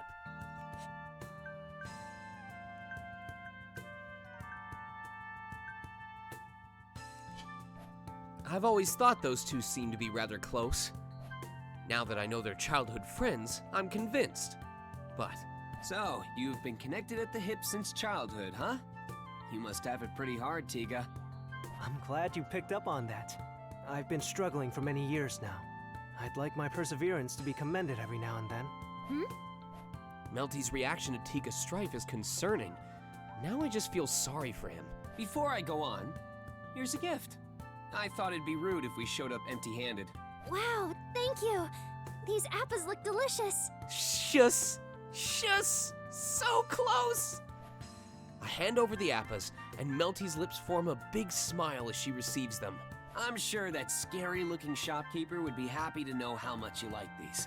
I'll cut these up later and enjoy some with Tiga. If we had more time, I would have wanted to have Rem bake you something sweet instead. A dessert made from appas. If you'd like, Rem can still fulfill your request, Subaru. Well, we can save that for another time. So, I hope you look forward to it. Wonderful. By the way, what did you want to speak to us about? You're being awfully friendly. Ooh, Are you plotting something? I can feel it. That's pretty rude. Melty was the one who exposed herself to us. I haven't done anything. I'm sorry. Oh, Mel, don't take it the wrong way. There really isn't any other way to put it.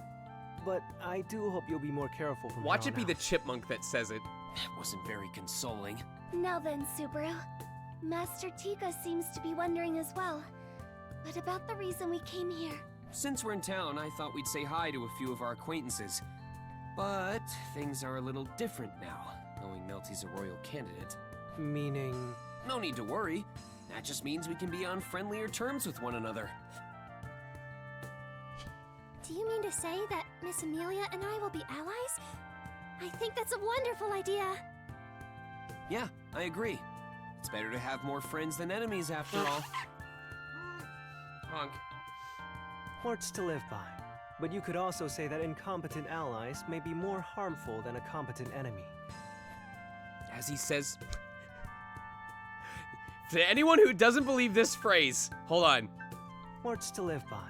But you could also say that incompetent allies may be more harmful than a competent enemy. Case in point, Persona 3. As he says so, Tiga glares right at me. I sit up straight at his intense stare. Tiga seems to be a bit more wary of me than last time. Could it be due to how I found out about Melty's situation? But I'm not the one at fault here, so I don't know how to respond to that. I don't doubt that. I want you to take a good hard look at me and judge that for yourself. I don't want to be seen as incompetent, but I wouldn't exactly say I'm all that competent either. I like to think I'm somewhere in the middle. I see. I understand. You seem like the hard-working type. You're already running all over the royal capital spreading around that idea. I wouldn't say it like that. Like I said earlier, I just want to have as many allies as possible because you never know where enemies may be lurking. Danger can come at a moment's notice, whether it be political rivals, assassins, or even bandits. Bandits, huh? I completely agree. We should always help each other when we're in need. Exactly. If it ever came down to it, I'd like for you to help us out. That's why I'm bribing you with those appas. I just accepted a bribe? Melty's panicked look puts a smile on my face, though I am a little uncomfortable with how off-putting the situation seems. It could be said that Melty's camp was the friendliest toward us in previous loops. Melty's attitude hasn't changed in that sense. But maybe it was because I went to the church too early, or there was an issue with my demeanor, because Tiga seems to be strangely wary of me. But there's no point in worrying about what's already unfolded. I just have to be careful when I talk to the other candidates. The word was there, Nick. It was there, they just didn't pick the right one. I also hope Tiga and I can talk like we used to.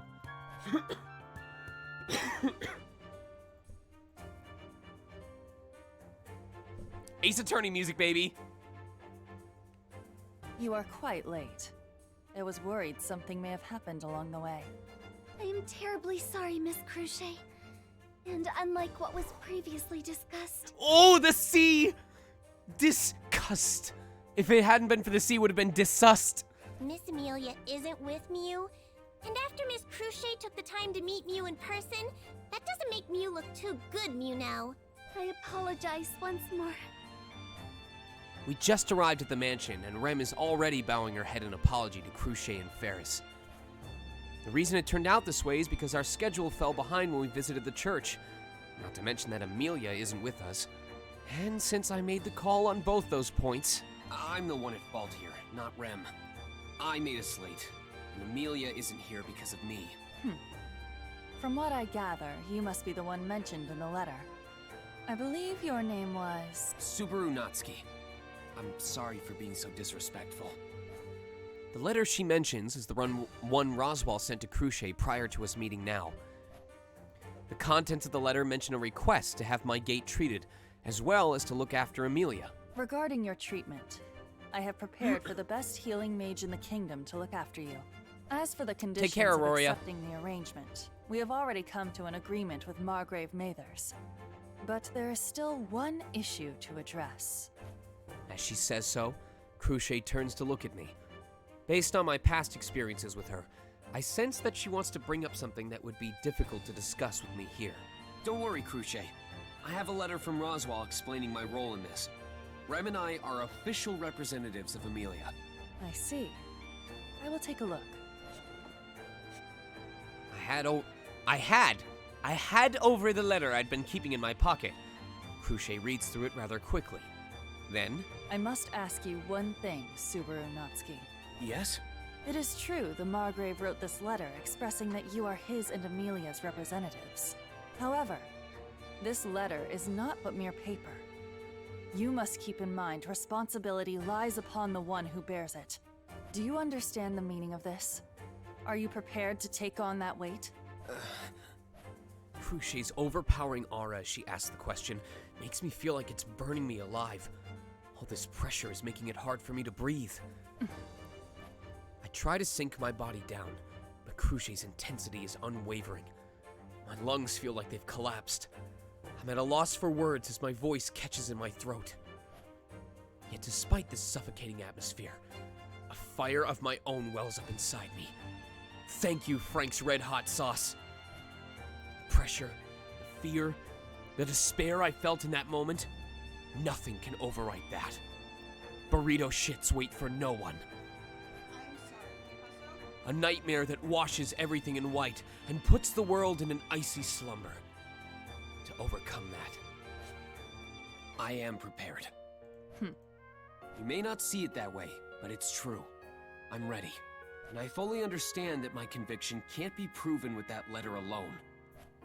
in the end, no matter what I say, nothing can describe what I've seen. If she thinks I'm just talking out my ass and assumes I'm lying, it'll be over. Very well. I understand. I shall return this letter to you. I, too, recognize you and Rem as the Margrave's representatives. Miss Cruchet, are you sure? I inquired about the strength of his resolve, and I am satisfied with his answer. Thank Whether you for the they follow. can achieve any results is dependent on their actions and devotion to their cause. I thank you for your kindness, Miss Cruchet. Do not thank me. I will fulfill your requests. Well, we still have 2 Please hours. await a We're gonna go formal until 9 reply tonight. tomorrow. Or if we hit like 8:45 and we hit a save point. Well then, you heard Miss Cruchet. Hey, No! Huh? don't harm me. Keeping quiet like that is rude, Mew. No. Why aren't Mew more excited or rubbing your head on the floor? Why would I rub my head on the floor? Anyway, I was just so surprised that I couldn't speak. Time completely froze for me until Ferris spoke. I thought for sure I'd get eaten alive, but I managed to survive by holding my ground. Your expression has changed. Now you look like a completely different person. Perhaps I misjudged you. Wait, Cruchet! You can't go back on your word now. I am merely joking. I sense a powerful, sincere wind emanating from That's you. the burrito. Although, it is a precarious one. Is that a poem or something? Never mind that. Now, I cannot go into great detail regarding the letter, but since you're here, you may as well stay for dinner tonight. Since she was prepared to welcome Miss Amelia, it's a pretty nice setup. Yeah, sorry about that. Oh, right. Ferris's sarcastic remark reminds me to pull out a bag, which I show the two of them. They should already know what's inside. This is my bribe. Please accept it. I hand over the bag of appas as proof of our friendship.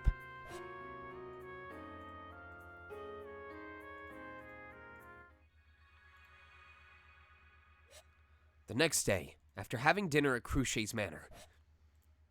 Good morning, Mr. Subaru. I have come to get you. Wilhelm?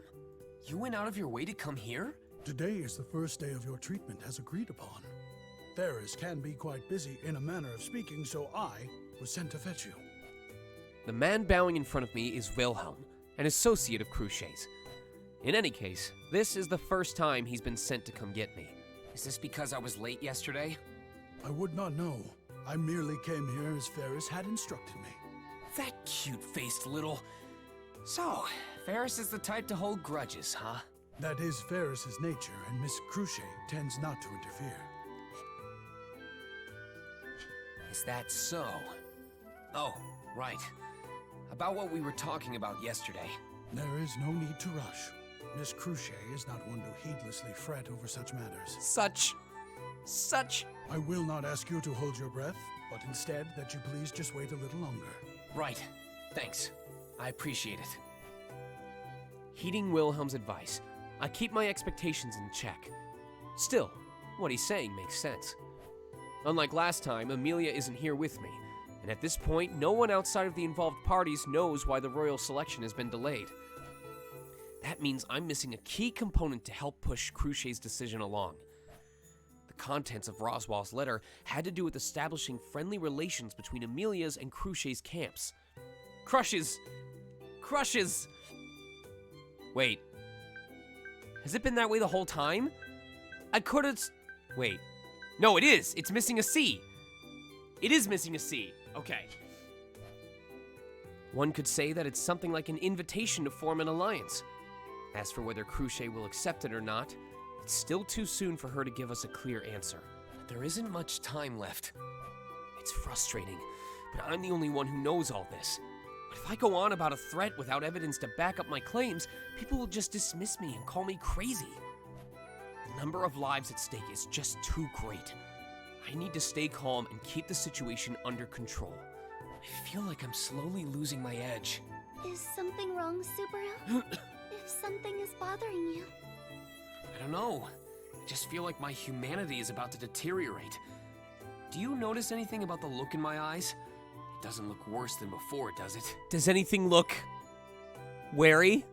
No, there is no cause for concern. Your eyes have always been very distinctive. Rem is always flustered when looking into them. I guess that's one way to put it. Pardon me, but will you be ready soon? I have a dragon carriage awaiting you, so please allow me to take you to the manor. I think our biggest chance for sus or suspicious to show up is once we get back to the royal capital. If they don't say it during the royal capital discussion about the fake candidate, and we get past that scene, I think it's over. Oh, sorry. We're good to go. Excuse me. Is it alright if I come as well? I'm worried about Subaru, and I would like to observe Master Felix's healing arts. I don't think Ferris would mind. But are you also familiar with the healing arts, Miss Rem? Yes. That is why I would like to see Master Felix the Blue at work. I see. I admire how studious you are. Thank you. Someone I know often injures himself, and I worry about his health. You're quite a lucky fellow, Subaru. Yeah, it really helps that everyone takes good care of me. That includes you too, Wilhelm. You have interpreted my sentiment a bit differently than I intended. But very well. Let us make way to the dragon carriage. With that, we get into the carriage waiting for us in front of the inn, and get taken to Cruchet's manor for the first time since last night. Then...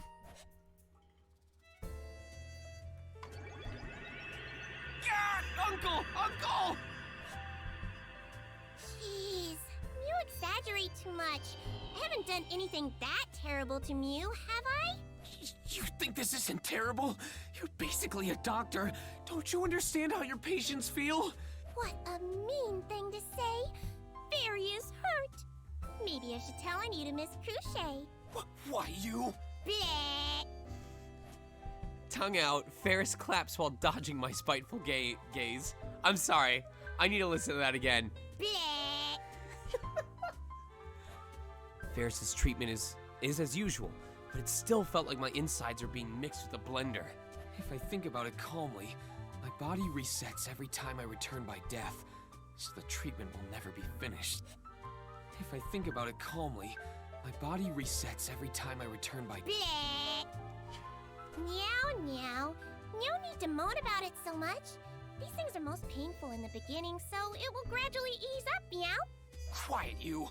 You're just adding insult to injury. I've had to go through that most painful part so many times already! Huh? What do you mean? Has your gate been clogged many times before? You should have learned your lesson by now. It can't be helped, but Ferris sees the world completely different from me, so our conversation isn't quite lining up. Well, aside from the stubborn Subaru, what No! about you, Ren? No! Did you learn Oh! anything useful? I let it escape! Oh, I got distracted! No! Oh, I gotta gift a sub for that. I can't believe it! I got too lost in my own joke! This music is really nice, though. Come on, Twitch. Come on, Twitch, load up. There we go. Gift a sub. Gift a sub. Here is one gift sub.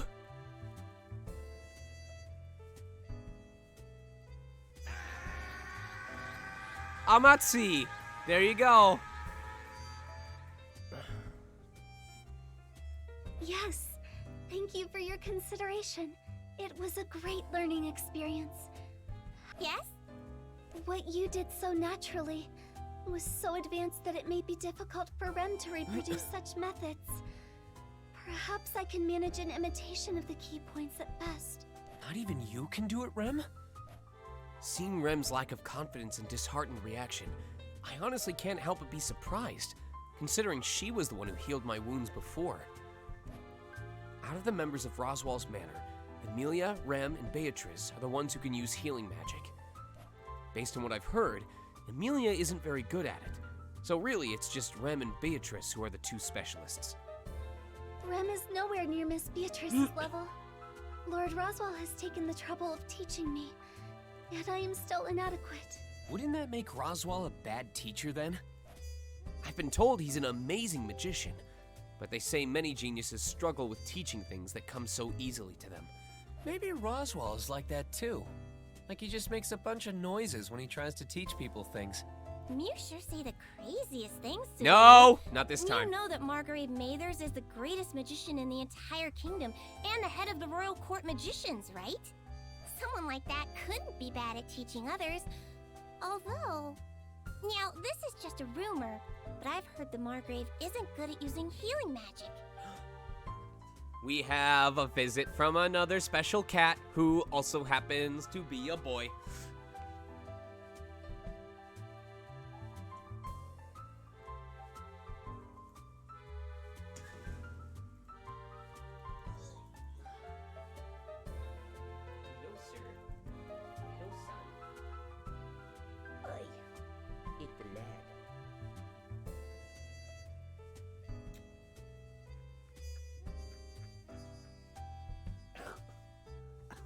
always get dust in my mouth when you come to visit. Why do you smell like smoke? Panda. Panda, have you been smoking?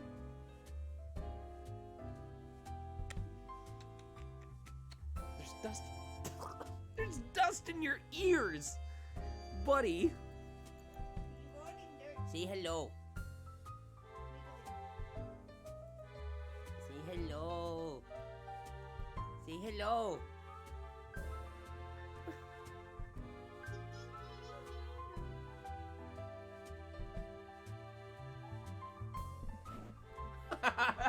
Yes.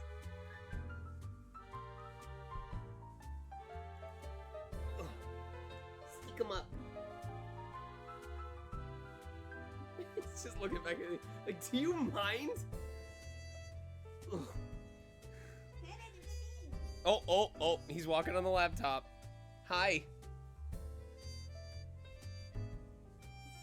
What's up, bud? Can I help you?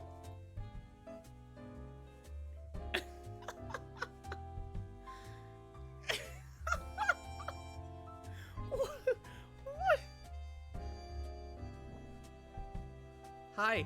Hi.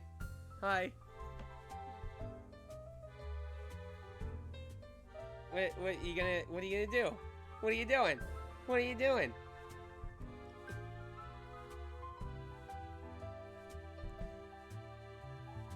He's so patient. Recursion. Hold on.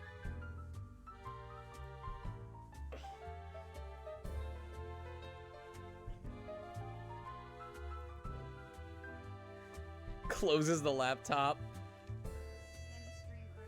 And stream early.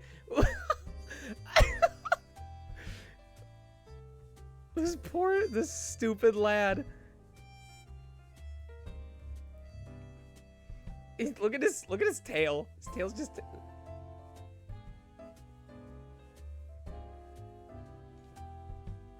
His tail's just.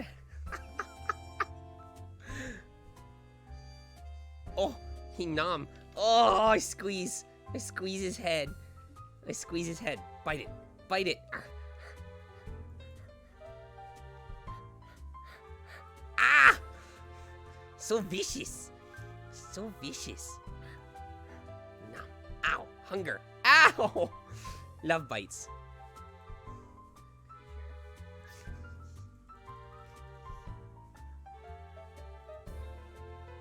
Alright.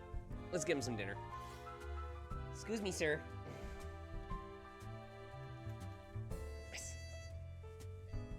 Excuse me. Oh!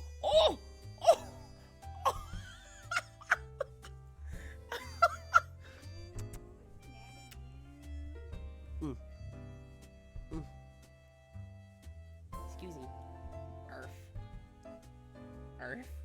Arf. Come on, let's get you some food.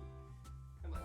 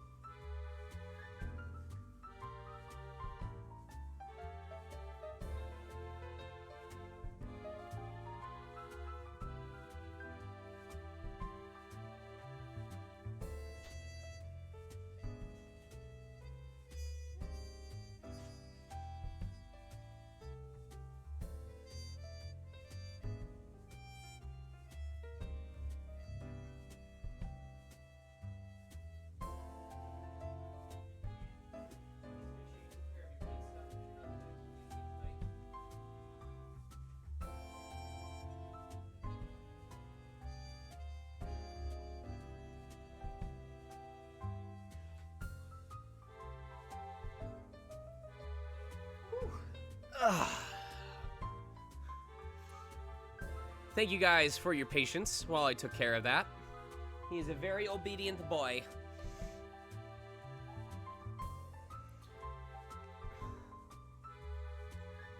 Really? Yes, it is true Lord Roswell is not proficient The boy in is healing a magic. pen. However, he has ordered textbooks for me starting from the most basic ones, and has been very thorough in his support. Huh. That's kinda unexpected. Or maybe not.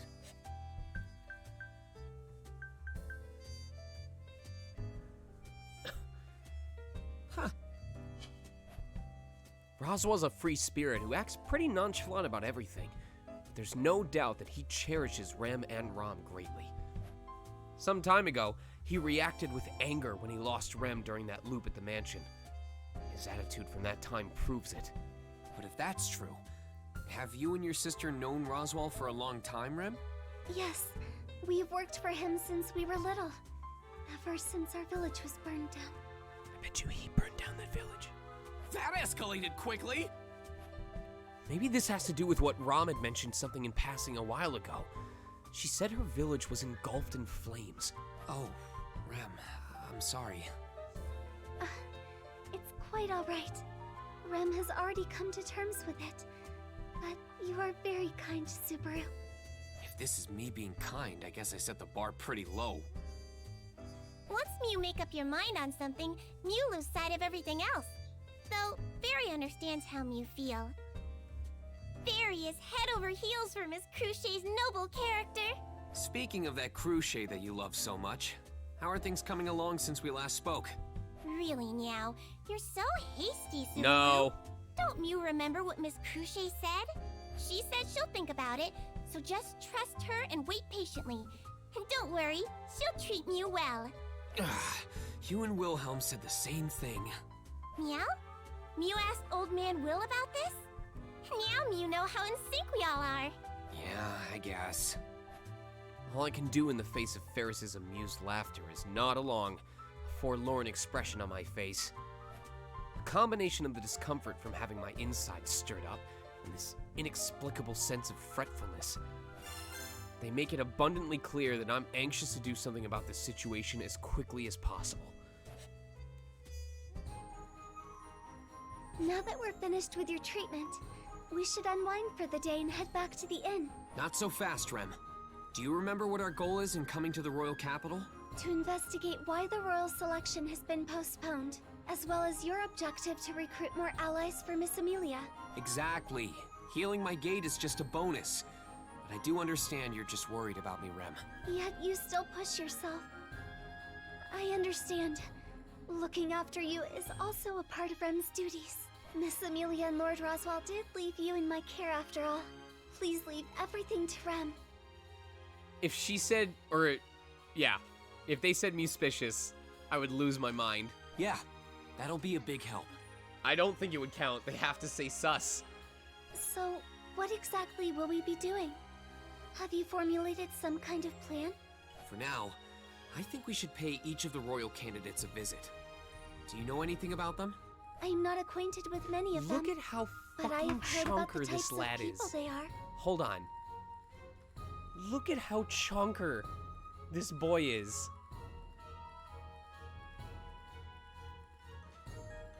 Thick! You could slap his butt and it would take 30 seconds before his shoulders rippled.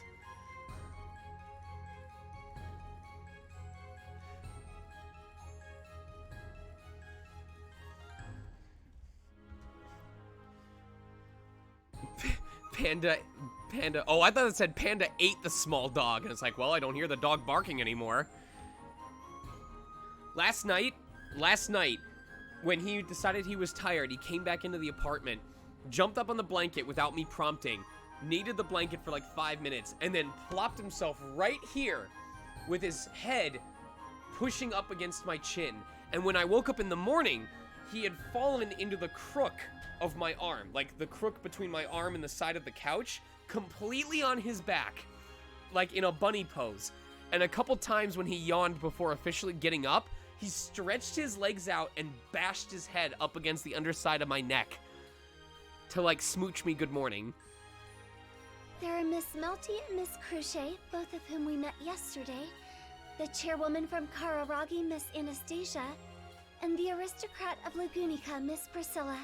No, we haven't had him weighed. The problem is, like, we legally own him now, so we could bring him to a vet and say we'd like to do a checkup with him, but he doesn't show up during the day. How would we get him to a vet? We'd have to find a day that one of us was free, and then we'd have to hope that we could find him.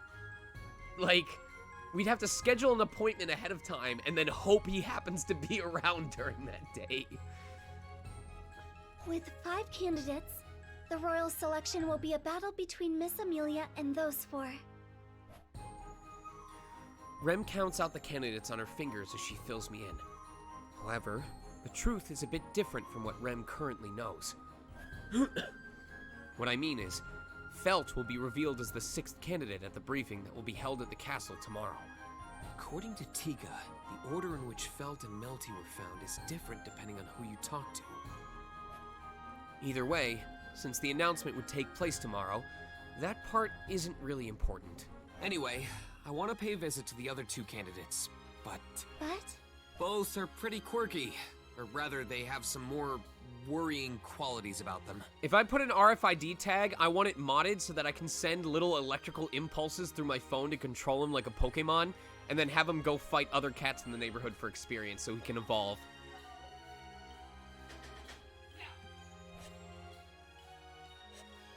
Of all the candidates, Anastasia and Priscilla are the trickiest to deal with.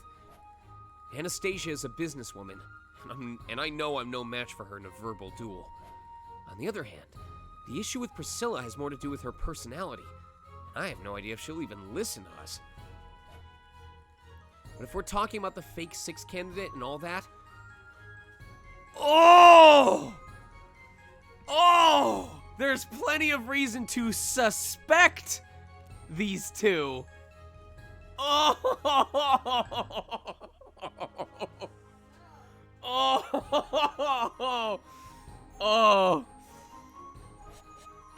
As I thought before, if the 6th candidate is vying for the throne in place of a real one, Amelia and Felt are at a disadvantage from the beginning.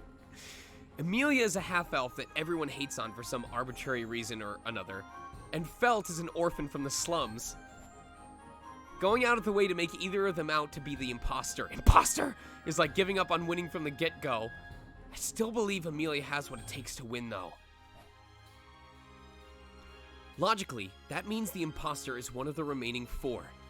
Among them, I've already seen for myself that Crochet and Melty aren't faking anything. Oh!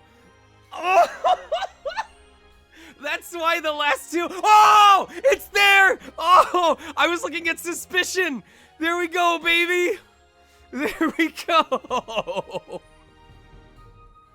There we go!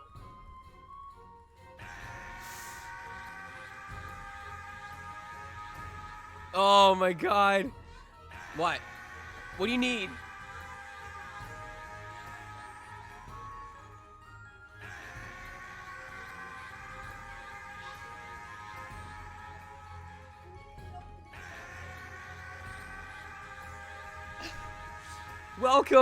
Welcome the champ 9066, Minarima, Julieta XH, AJVG, or AJV Gaming Paradise, to the Lion Pride.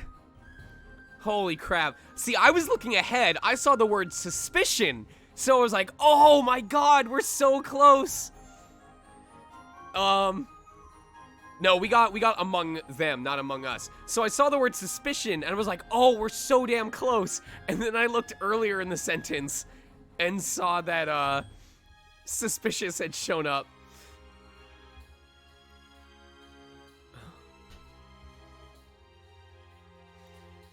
Oh, man. That was hype. That was intense.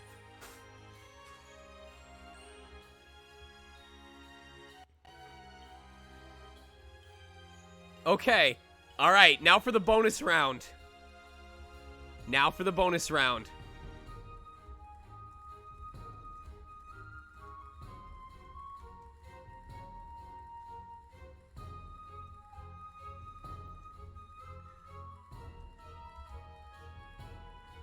I believe this is the right term. Let me know if I'm wrong. Is it the imposter has been ejected?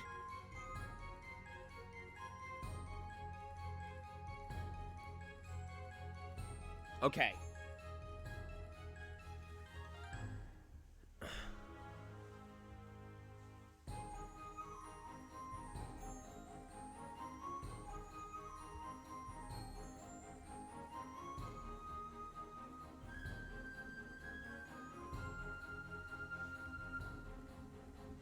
Between them, the most suspicious...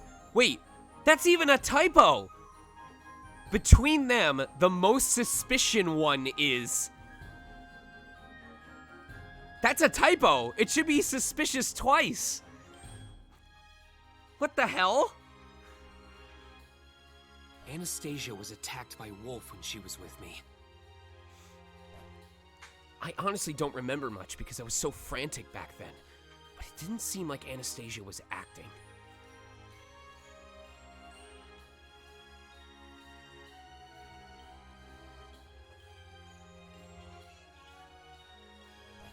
If Wolf is targeting the royal candidates, and Anastasia was the one he was after... Wait. I think it through to that point, then realized something strange. Wolf's position in all this is completely unclear.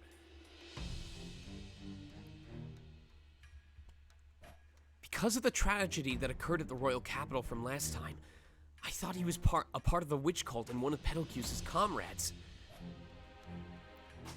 But if that's the case, why would Wolf go after Anastasia? Aren't the royal candidates unrelated to the witch cult's objectives? Could it be that the two aren't affiliated? Even though they were both at the scene at the same time, were they actually not working together? If I think back on it calmly, I may have subconsciously considered the fake candidate and the witch cult to be unrelated issues. Hold on. So I'm gonna check this. So he's talking about which one of them is more suspicious. Didn't seem like Anastasia was acting, but Wolf went after Anastasia. We thought he was a part of the witch cult, but then why would he go after Anastasia? Maybe they're separate. Okay. Honestly, I don't know what the witch cult's true goal is, but looking back on Pedalcuse's crazed behavior, he doesn't seem like a terrorist attacking a nation with a purpose. Their scope is much narrower. They're more like a group of hopeless deviants. With that in mind, Panda's looking for a way to escape. It shouldn't be a bad idea to warn her. It appears you have made up your mind, Subaru. Rem has been patiently waiting next to me for my response as I mull things over. I give her a firm nod. Yeah, I've got a plan. Let's go visit each of the candidates. Understood. However, it is unclear whether she is still in the royal capital. About that, I've actually got an idea where she might be. You do? But how? Oh, right. Roswell gave me a heads up. I see. As expected of Lord Roswell, Rem admires how Subaru makes such good use of his advice. Isn't that a bit much? And so, here we are at the tavern I had in mind. A tavern? But the smell of food is more fragrant than the smell of alcohol. Yeah, they serve lunch during the day. It's apparently only in tavern mode at night. It's too bad I've never visited the tavern at night, but since I can't drink, I don't plan on doing so anytime soon. Putting aside this place's business model, the objective of our visit is... If that had been the only instance of suspicious in the sentence and it was the typo, it would not have counted because it said suspicion. So you guys are lucky that it showed up twice. I look around the inside of the tavern. When it comes, could you imagine if that had been the only instance and it didn't count because it was a typo? When it comes to finding Anastasia, this is the only place I know. The main problem, however, is that she'll actually be here tomorrow, not today. It'd be great if she's here today too, but that'd be too much to hope for, huh? Right as I'm about to call it quits. Whoa! Ah, sorry for bumping into you. I should have watched where I was going. No, it's fine. Wait, you're... Hmm? Mister, do you know Mimi? Have we met somewhere before? I can't remember at all. The cat-eared girl. Or rather, the cat girl in front of me laughs, and I immediately recognize her. Plus, her name is easy to remember since she refers to herself with it in first person. That's right. She's... Hey, Mimi. It's not good to get in other people's way. I'm so sorry about her. I hope she hasn't injured you or anything. Anastasia? My lady! Mimi didn't do anything! It was just a tiny bump! And I even apologized right after! I've grown up so much! Yes, I'm glad you apologized right away. But make no mistake. Whether or not you receive forgiveness is entirely dependent on how the other person feels about your apology. What? That's super serious! Hey, mister, are you the kind of person who can't forgive Mimi? Mister? Subaru? What's wrong? I? Huh? It's not I. It's Mimi! That's Mimi's name! Say it if you understand! I found you! Huh? How interesting. So you're saying that you, Natsuki, and Rem here are both from Amelia's camp? Loaf. He's keeping protective watch over your lap.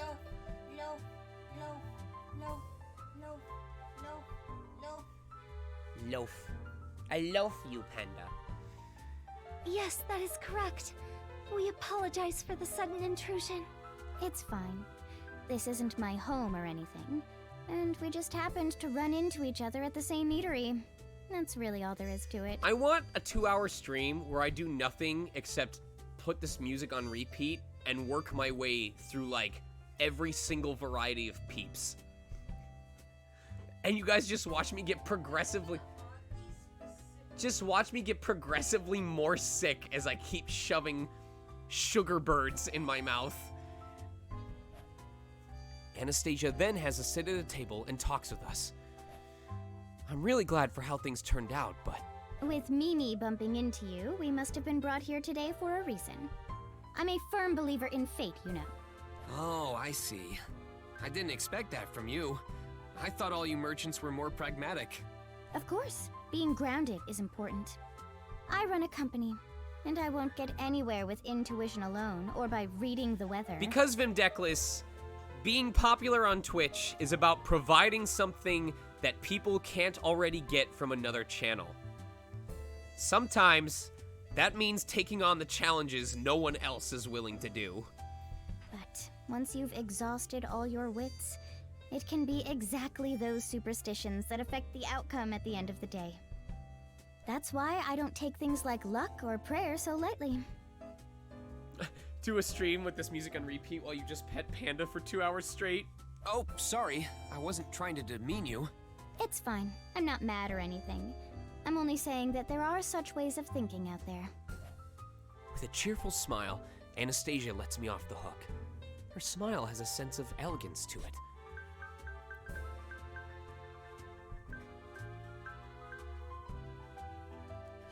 Hey, my lady! Mimi wants some more hamburgers! Can I buy some? Hamburgers! That's fine. Run along. Eat as many as you'd like. Yay! Woohoo! I love that little wiggle she did. It seems she really likes the food here. Yep. I brought her once, and she's been hooked ever since. Damn it, and I was At this thinking rate, I'll about have to bring her if here we didn't end every up having day while I'm in pasta the tonight, I royal was gonna go to In-N-Out. That's probably not a good idea. What? That's fine. I'm very excited for pasta. Thank you. Why not? I speak without thinking, but of course Anastasia would pick up on it. Her turquoise eyes stare right through me. I swallow hard at her gaze. Well, for example, if you ever develop a fixed pattern of behavior, won't some bad people figure out your routines and come after you? The royal capital can be pretty dangerous. Oh my. Could it be that you're worried about me, Natsuki? If I actually finish streaming Was I around wrong 9, in I'll just assuming take them that you out only now, cared for because Amelia? I'll have actual time to myself. Mealy will always be my number one. But these are two separate things we're talking about here. Dude, wait, little Nico Tiffy, I have lived in California for 9 years now. And I've been to In-N-Out easily in the mid double digits. I have never once done their drive-thru. Ever. I will always park and go inside and order in person. So, I'm not about that business. I don't know who on earth... Why would you waste your gas sitting in line for that long? I have always physically walked into In-N-Out. Are they now? It may be strange to say, but if I were out of the picture, would it not be beneficial for Amelia? No, it won't. I literally was having an argument with him, but by that point we were already in the drive-thru. Oh, Kitsy, I know about the secret menu. I get the same thing every time. I get double meats with no animal style, no onions, extra toast. I love hamburgers with toasted buns. Toasting the buns on a hamburger automatically brings it to like a bare minimum of a 7. You have to try really hard and screw up the patty to get a toasted hamburger to score less than a 7. I guess, when you put it like that. I made such good friends with the kitchen staff at my dormitory in college because I would always come around for hamburgers at the same time that by the time I walked into the cafeteria, they would have 2 toasted hamburgers waiting for me. I always make friends with kitchen staff. And I mean, treat them like people, thank them for their work. Making friends with kitchen staff at some place you go to frequently will always work out well for you.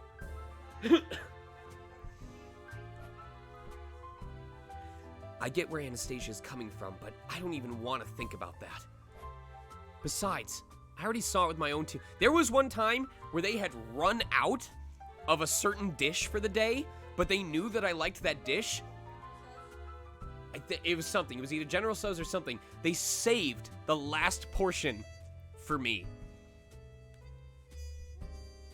I already saw it with my own eyes. Anastasia and Amelia talking on friendly terms and enjoying themselves.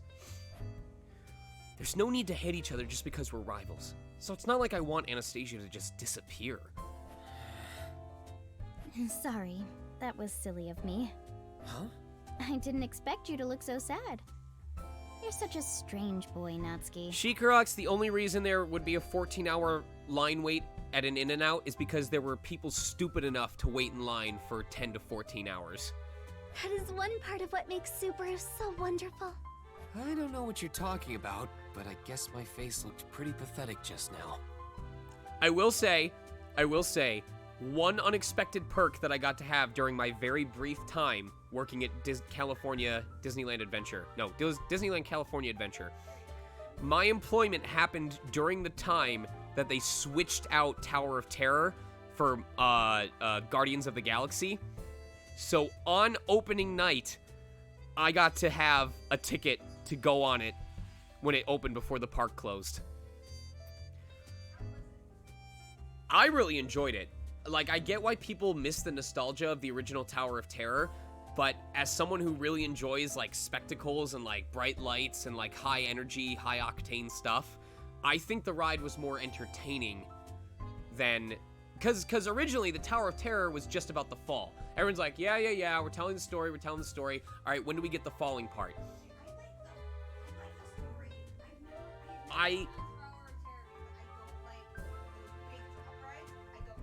It really added to the thrill of falling because you wanted to get to the next floor and experience the next part. I think it was an improvement.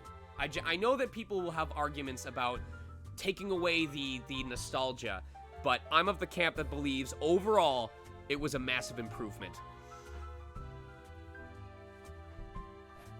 It's our first time meeting, at least in her eyes, so it must have been pretty bad for her to bring it up. I knead my face with my hands as I turn to face Anastasia again. Well, I'll keep your pathetic face in mind, along with your warning to be careful. Thank you for the follow.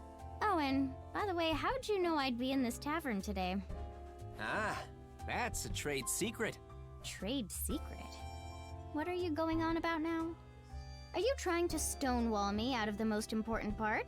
Oh, or are you challenging me? You want me to extract the information out of you, huh? That's awfully bold of you. Her smile exudes an intensity so strong, I hurriedly shake my head and hands in denial. Wait! That's not what I meant! Your face screams that you have all sorts of ways to get whatever information you desire from me. I do have all sorts of ways to get whatever information I desire from you. You actually said it?! Miss Anastasia, Subaru is quite terrified, so I ask that you please put an end to your jokes. But he's so receptive. It's just too much fun. Oh, no need to get so upset, Rem. How frightening. My big thing at Disneyland is the food.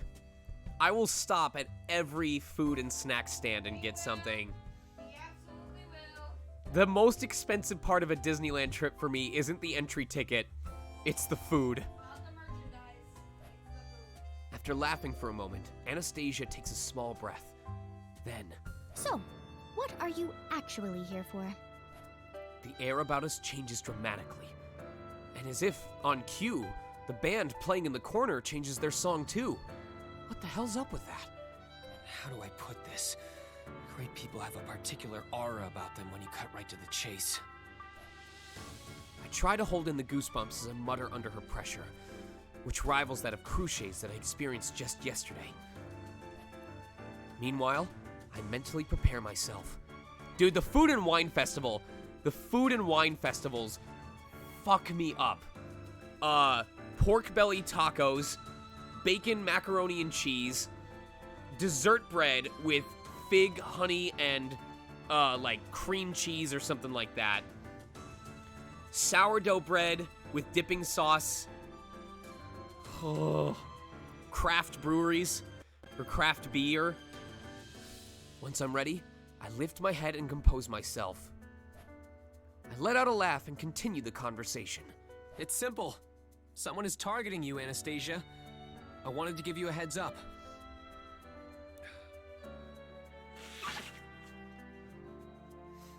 Huh? So I'm in danger, eh? The guy after you has some weird fashion sense, all dressed up like some sort of clown. But it isn't Roswell, just so you know. My, what a surprise. For a moment there, I thought you were declaring war against me. You know what the funny part is, Darth? If Universal does make a Legend of Zelda theme park, and I get to return as Revali, that would not be the first time you could hear my voice at a theme park. There's actually... I'm trying to think. There's four? One, two, three. There's 3 different theme park jobs I've done. I was... this technically wasn't part of the theme park. No, it was. I was an advertisement for Six Flags at one of their parks. And yeah, the overall advertisement. And we only found out because my wife stopped me and she was like, "Do you hear that?" And I was like, "What?" And she had me listen to the ad that was playing through the loudspeakers, and it was my voice. The second time was I did a bunch of the pre-ride safety precaution narrations for Disneyland China. And then I also am the voice of a, like, fisherman pirate for a Garfield ride. Images of Roswell and Wolf appear in the back of my mind, and I note their shared troublesome characteristics. They're both eccentric, that's for sure. Though, unlike Roswell, this guy is extremely dangerous and problematic. So... You wanted to warn me about this danger. This is very unexpected. Huh? You're not surprised, Anastasia? But you're on someone's hit list. Well, look at it this way, Lava. You know, at Disneyland, they have the English safety precaution, and then they have it in Spanish, and I think they sometimes also have it in French or like a Japanese language. So, it wouldn't be far-fetched for them to hire someone who speaks native English for the, you know, or China's English safety precaution is just the Japanese version of our Disneyland safety precaution. Even after telling her of the threat she faces, she doesn't show any fear or hint of surprise. That makes me uneasy. Don't tell me you think I'm joking. Well, I'm not. No, I meant native Real English. Threat. Oh, don't get the wrong idea now. It's not that I don't believe what you said, Natsuki, but this really is nothing to fret over. I don't think he would have said that he played Crush. He probably would have said that he's friends with Crush, or he works with Crush. Nothing to fret over. Are you referring to your Iron Fang? Rem, who'd mostly been sitting quietly until now, throws a hat into our conversation. The Iron Fang. They are my company's private military force. Mimi is one of their rank. She may look cute, but she's actually the deputy captain. She didn't just come with me for a stroll. She's also serving as my bodyguard for the day. I need to get sprinkled cheese. Are you really gonna make me do this?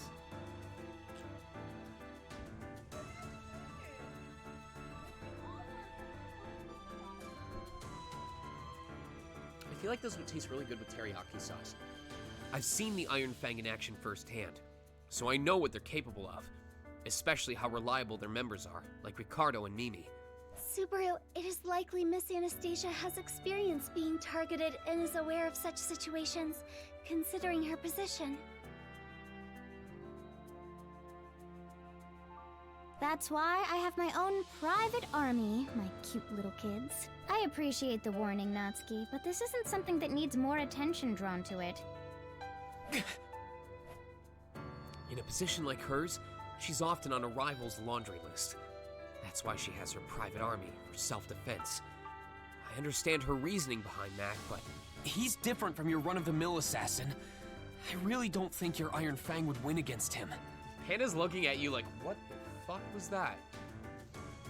Mister, did you just say that we would lose? The next moment, the tip of her large staff is thrust up to my throat. I didn't even hear the girl return. Mimi and everyone else are super strong. We do our best for my lady, and we definitely won't lose. So don't say that. Bad. Miss Mimi, please lower your staff. Rem is also not here just to accompany Subaru. Oh? Rem pushes the end of the staff away from my throat, but she has a threatening look in her eyes, clearly ready and willing to fight. The two stare each other down, and things turn tense, as if they're about to go at it any second. Dinner's ready? You gotta want it. You gotta want it. You gotta want it. I'm wanting it. I wanted it last time. Feels like a fight is about to break out. I swallow hard. Yes, that's enough bickering. Mimi, put your staff away and come sit on my lap. If you say so, my lady. After that, Mimi happily jumps into Anastasia's lap. The tense air disperses, a weight seemingly lifted off my shoulders. Subaru, are you okay? Yeah, I'm fine. Good job on holding back, Rem. It was still a dangerous situation. If Mimi weren't so cute, Rem's patience would have surely run out. Are you saying we might have been ejected from here? I guess it's important to look cute, huh? Sorry if my Mimi surprised you, but you should know well by now. This is just how Mimi is, and so are all the others too. I trust in my Iron Fang. They'll protect me from any threat. So, while I'll consider your warning, Natsuki, rest assured that no matter who comes for me, they will be repelled. That is my answer to you. In that case, all I ask is that you keep more guards around you. Then, at the very least... There's no need to worry about that. After all... Anastasia smiles as she slowly looks around the entire tavern. Then... They're always with me. What is that supposed to mean? At her prompt, every single customer in the tavern stands up in unison. Seeing them all looking in our general direction, I realize that they're all... beast men? That means they're all part of the Iron Fang. I see. So I was just preaching to the choir, huh? I'm not sure what that means, but does this reassure you, Natsuki? Thank you for your time, and for being so considerate. I've come to know you quite well now, so do come see me if you ever need anything. Of course, if it's something I'm particularly interested in, I'll gladly put a stake into helping you. My lady, is he a guest of honor or something? That's right. He's a very important client of mine. Good job remembering that phrase. Panda is literally doing the Dos Equis pose. I don't always visit Sean's place, but when I do, it's to beg him for food. Stay thirsty, my friends. Stay hungry. Yay! Then he's Mimi's important client too. If you're ever in trouble, you can come talk to me too, mister. Overwhelmed by all this, Rem and I tepidly leave the tavern. They were, how do I put this? Quite amazing. That's one way to put it, but I agree. So, that's the real Anastasia. I know it's only logical that it happened, but the way they treated us was much different than when Amelia was around. It's enough of a difference that I'm honestly surprised at how kind she was toward Amelia. We still managed to warn them, though I'm unsure if they took it seriously. At the very least, they did not outright ignore your warning. Miss Anastasia does not appear to be so intolerant. If that paves the way to something greater, then I'd have no complaints.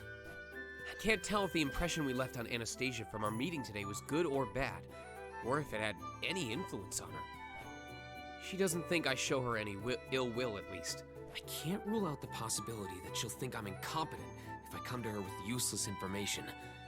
She does seem like the type that has no patience for incompetence. Since we're not part of her inner circle or anything, we'll be evaluated by how much we can bring to the table. Telling her about the assassin didn't do much, so I'll have to prepare something more suited to her palate next time. But what could she possibly want? She's a merchant, so maybe something she could profit from. I'm Thank you for the positive follow. one of your outlandish ideas will resonate with Miss Anastasia. Thanks for the support. That was you being supportive, right? In the end, it isn't clear whether my meeting with Anastasia yielded any results. Thus, next is Priscilla, but... Is something worrying you? you want to leave. Well, if you ask me, there's nothing about this that I don't find worrying.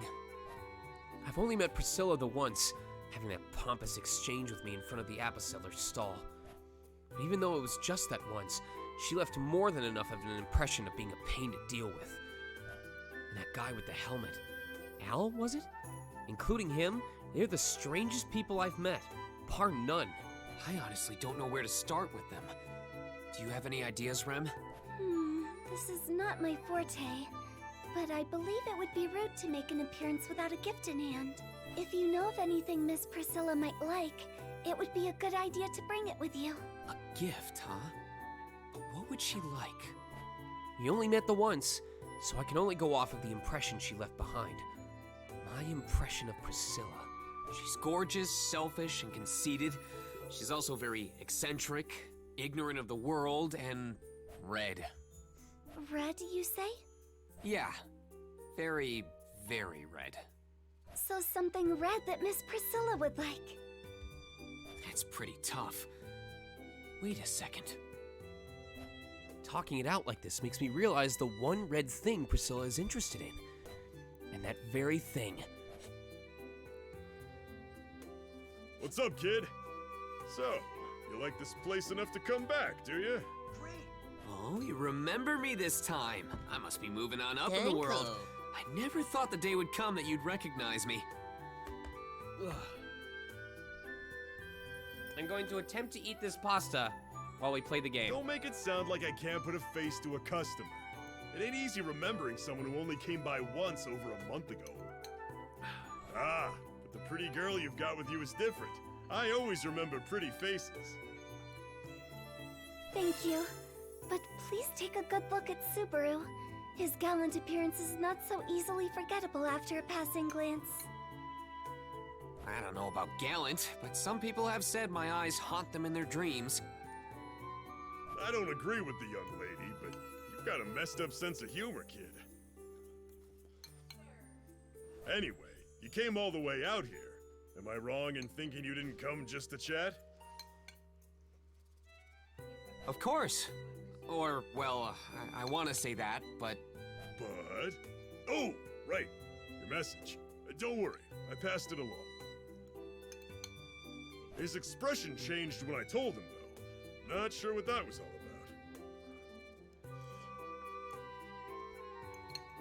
I understand your curiosity, but it's not something I can talk about openly. Sorry. Doesn't bother me. Nothing good comes from sticking your nose into other people's business anyway. Yeah, guys, stop asking me what I voiced in. No, it's okay. Besides, the old man helped me out once too, so it's no problem. This is so good. Then I won't pry either. Who cares about what happened between two old dudes anyway? Shut it. Big bro, if you're being inappropriate, cut that shit out. I'm not interested in randomness here. Sir, about our business here. I don't even know what he wrote, but... Ah, right. So, what do you want? You are buying something, right? Yes, we're paying customers. Relax. But before we do, I want to ask you something. Have you seen a princess in red walk by here today? Or maybe yesterday? A princess in red? I know it's really vague, but how else do I describe her? Once you hear that, you'd know exactly who Priscilla is. I decided to get her some apples that you found so interesting as a gift for when we visit her. But if she's already stopped by here and bought out the shop herself, it'd be pointless. Fortunately, the stall still hasn't closed, so there were no traces of Priscilla's bulk purchase here. So, did you? I'm not getting it. Who is this red princess you're talking about? Seeing him shake his head means that he really doesn't know her. Never mind. If she didn't immediately come to mind, you must not have seen her.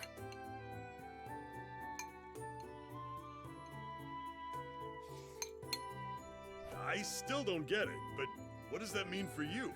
Are you not gonna buy anything if this red princess of yours didn't stop by? The opposite, actually. If she did pass by, there'd be no reason for me to be here right now. So, in that case, I'll be taking 10 appas today, too. Everyone loves when I bring them a good batch of these.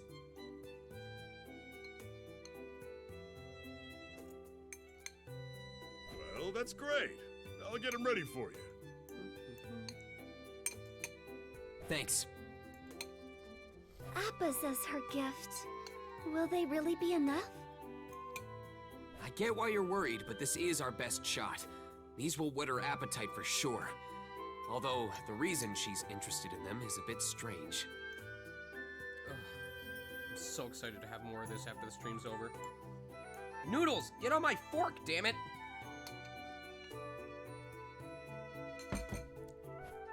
Either out of ignorance or her noble upbringing, she doesn't know about whole, unpeeled appas. If I emphasize that point, she should be excited to take them. Now, let's just hope the manor Al told us about isn't empty. Hmm?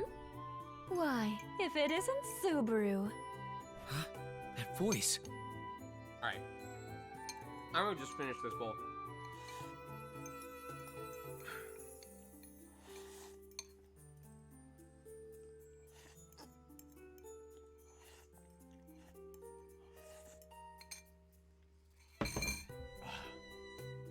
That's so good.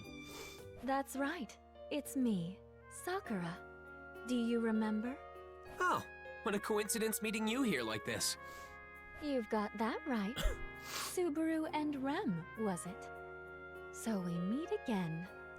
Sakura, whom I met rather unexpectedly, shows us a soft smile. She had come to Roswell's Manor as an emissary along with Tiga, but I was unable to meet her at the church yesterday. It is a pleasure seeing you today, Miss Sakura. Thank you for your visit to our manor as an emissary the other day.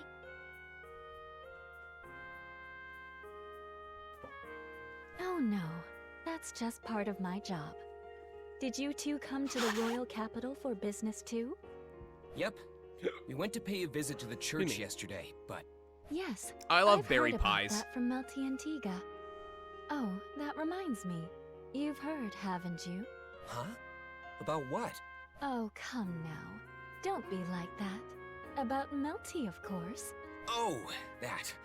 it was more like Melty blurted everything out on her own.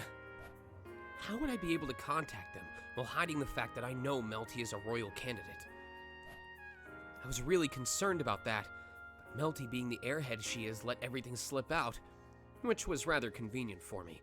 Well, secrets always find some way to leak. It's not as if we could hide it forever anyway. You mean... Sakura surprises me for a moment. It's almost as if she's talking about what's to come tomorrow. Tomorrow, they'll discuss the delay of the royal selection at the castle. Does Melty's camp know about that already? Well, it makes sense for them to know about it, I guess. Tiga mentioned it before, but Melty was the last royal candidate to make herself known. Because of that, they accepted the responsibility of delivering the news to Roswell. If, during all this, they were in frequent contact with the Council of Wise Men, they may have heard something they weren't supposed to yet. On top of that, the mediator of the civil officials, Rickard, is one of Melty's sympathizers. I wouldn't put him past letting a few things leak out here and there. That's why.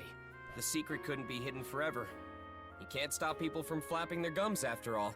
My, what an interesting expression. Flapping their gums. Yes, that's exactly it. You know, it still hits me sometimes. Like,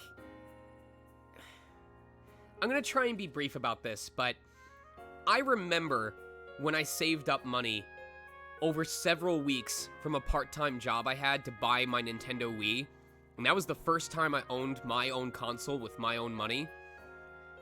And just the idea that on a Nintendo Switch, that people can hear me.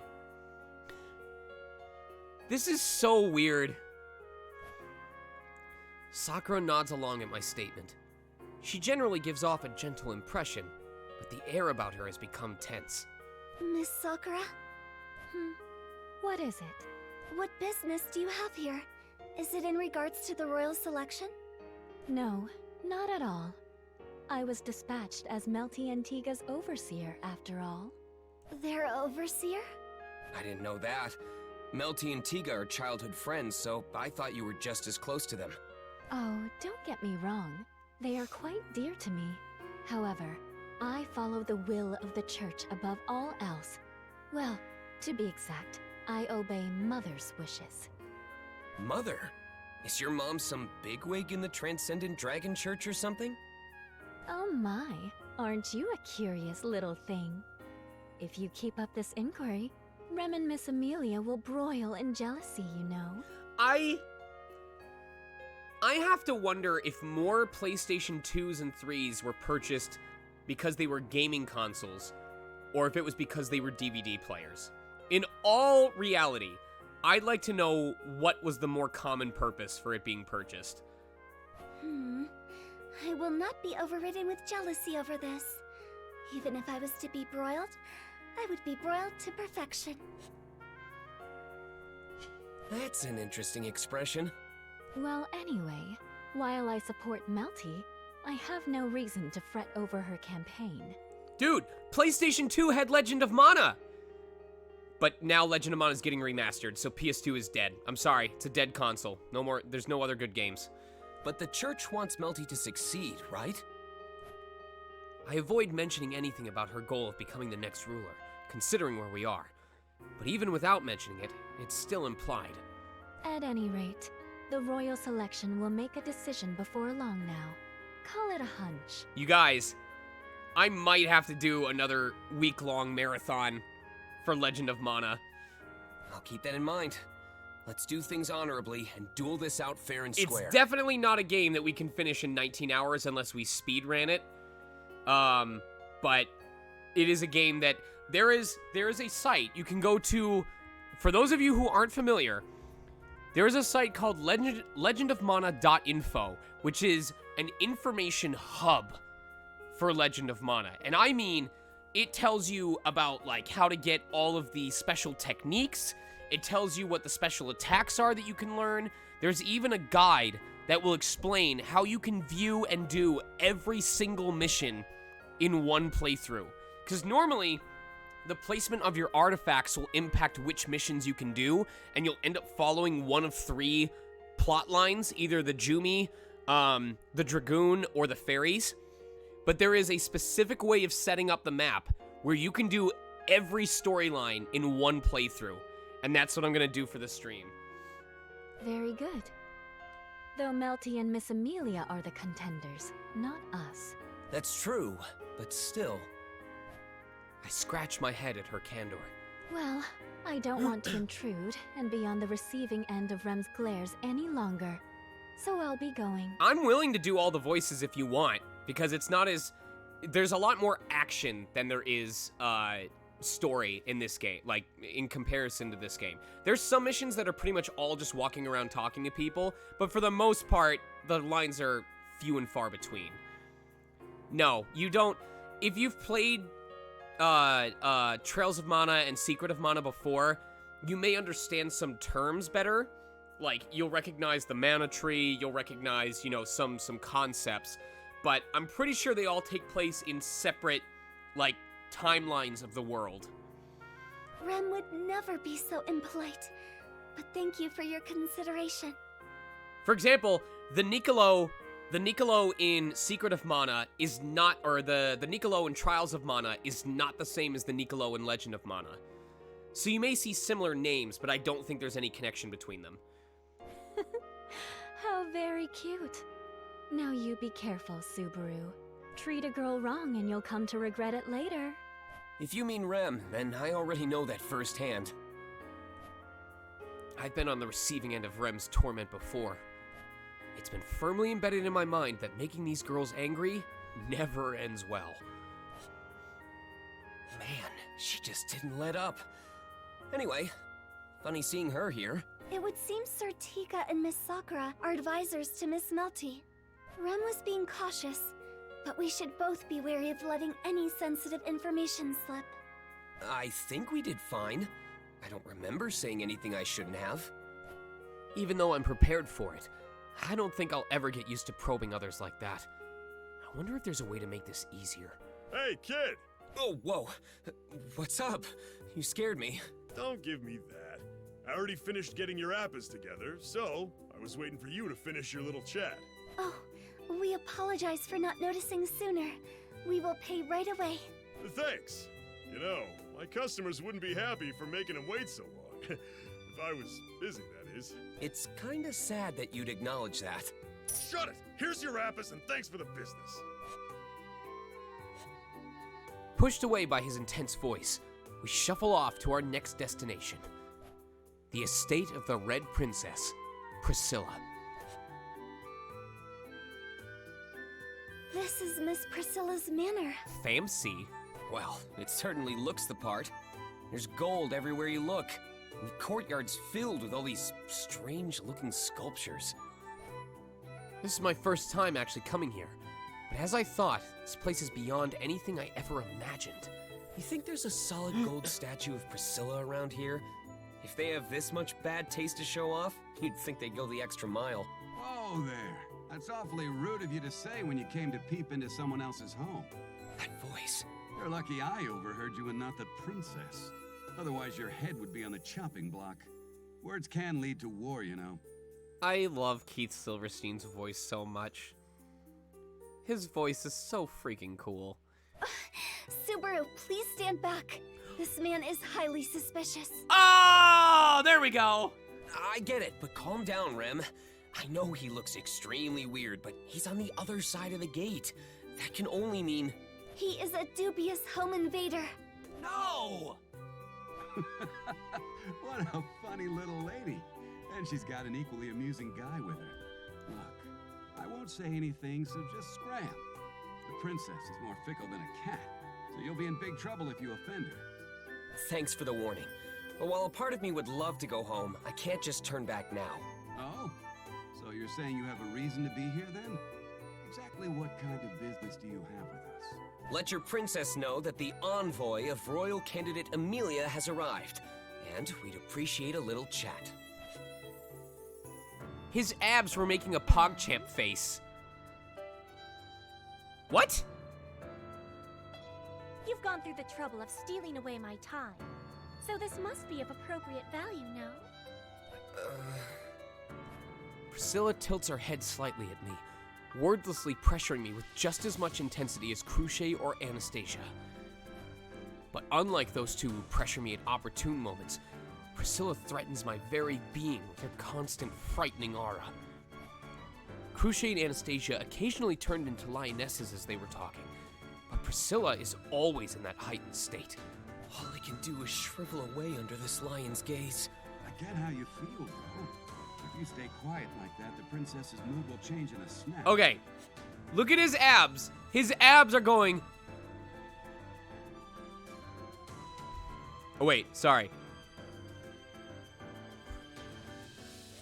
I know that! And who are you calling bro? Isn't that obvious? I'm talking about you. Be quiet, Al. I am the one making conversation here. When did I ever give you permission to interrupt? Right. Shutting up now. Al waves his one arm and goes quiet in an almost detached manner. I wanted to question him some more, but it looks like that's not going to happen now. If I take my eyes off Priscilla, my head will definitely be rolling. I've died in this world plenty of times to at least know how deadly Priscilla can be. Well, first off, thank you for granting us this audience. Cease your pointless preambles. Do not waste my precious time. Be quick about it and get to the point. Got it. Then first, take this. Engulfed in her intimidation, I nervously hold out the bag of appas. Unlike at the stall, the appas feel like heavy rocks in a frail bag inside this palace. I start doubting if this was the right choice for an offering. No, I can't hesitate here. The die has long since been cast. All that's left is to hope for a favorable outcome. And what is this? We thought it'd be rude to visit empty-handed, so we brought a gift. I got them from a stall I'm fond of. I can guarantee their quality. Not to mention... I'm just excited to get towards the end of this game because some of my death scenes later on, you guys, I want you to hear the noises that I made. Like, that's the big build-up that I've been working towards, is the closer we get to the end of the game, the better my torture sounds you get to hear. Kitsy, I was gonna say, Kitsy's already beaten it. Don't spoil it, Kitsy, but you can attest. They're really good. What now? I thought they might pique your interest in some way. Al? Yeah, I'll take a look. I actually think they're better, with the exception of the rabbit scene. I think the pain and death noises I make in this game are better than any of the ones I've done in the anime so far. I genuinely believe that. Al takes the bag at Priscilla's orders. He peeks inside and tilts his covered head. Huh? This is your gift to the princess? Yep. You can inspect it to your heart's content, but that won't change what it is. Inspect it? Hey, little lady. Are you sure this isn't some kind of mistake? No, there's no mistake. That is exactly what Subaru bought. Oh, come on. After hearing our answers, I can almost see the bewilderment through his helmet. Seeing her knight's confusion, Priscilla impatiently rests her chin on one of her hands. What is it, Al? Don't just stand there in confusion for so long. Show me what they brought. That's, well, I'd love to, but I think it'd just anger you, princess. I can't imagine you being too thrilled over this. I shall be the one to decide as such. Do not make me repeat myself, Al. Yes, your highness. This is what they've gifted you. Al casually walks over to Priscilla and shows her the contents of the bag. Her response will decide Rem's and my fate. Thinking of it that way, maybe I shouldn't have brought Rem along. She'll be a witness to my downfall. Although, if Priscilla does go off the deep end, I don't know how I would escape without Rem. Please don't let it turn out like that. Please. As I fervently beg and plead for my life and my mind, Priscilla's expression changes when she peeks inside the bag. That's when What is this strange fruit? I hear the exact response I was hoping for. To think appas are originally red. It appears you have managed not to start this off with a blunder by gifting them to me ripened and unpeeled like this. Priscilla then proceeds to eat a piece of an apple that was cut and neatly arranged on a plate. I hear the crunch of her biting the fresh fruit, and a tangy aroma wafts through the room. Still, though. What is it, Al? Is there an issue? No, I know it's fine for you to eat something after it's been checked for poison. But it kind of excites me when I think how you're basically eating my leftovers. Fool. Ow! My armor doesn't protect me there. It's only natural for my beauty to arouse men. But do not announce it each time. Indulge yourself in silence. I will not forbid your mind to ruminate on such He's really good. affairs. Doing so would Oh, only you're not be cruel. gonna finish it?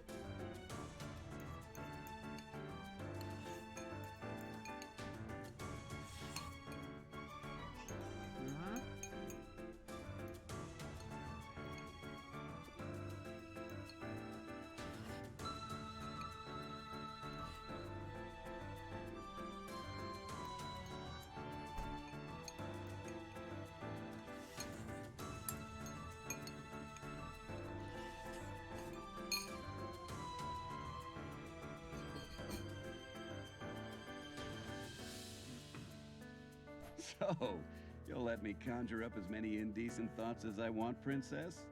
As expected. That's what I love about— Oh! I told you not to speak of it. You have a rather interesting master-servant relationship. Is Sir Al your knight, Miss Priscilla? Him? My knight? Do not make me laugh. He is but a mere jester who entertains me, so I keep him nearby. In that sense, that half-devil girl is doing the same. Do not tell me this commoner is her knight. I may not be her knight, but don't ever call Amelia a half-devil again. I won't allow it. Take care, Hikaru. Half-devil is a derogatory term for half-elves. I've seen twice now at the postponement discussion just how hurt Amelia looked after being called that. I can't let something like that slide just because Amelia isn't here. Are you commanding me? I will only forgive such impudence once, in light of your merit in gifting me apples. My kindness will not be exerted a second time. The same goes for you. Amelia is a half-elf. You have no right to call her a half-devil. She narrows her eyes, doubling down on her intimidating aura. Honestly, it feels like my organs are being squashed. Subaru. Rem looks at me with concern from beside me. Seems like she's planning to risk her life to protect me if Priscilla were to go on the offensive. While I appreciate her resolve, I rein her in with a wave of my hand. Rem can be quick to jump the gun, so I don't want her to do anything hasty. Finally. Princess? This conversation isn't really going anywhere. So maybe you ought to show some leniency here. Are you telling me to yield, Al? I know you think it means the same as losing, but I think showing some tolerance here would be a big win for you. No? I'm sure you'd get a little on edge if people started mocking you for your chest size behind your back, wouldn't you? My breasts represent my abundant heart. Why would I ever get upset about anyone pointing that out? What? Nani? Really?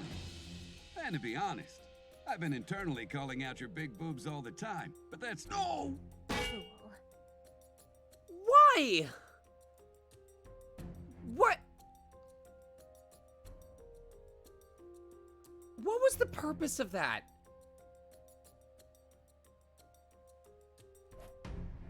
Priscilla beats Al up, then folds her arms in a way that emphasizes her voluptuous chest.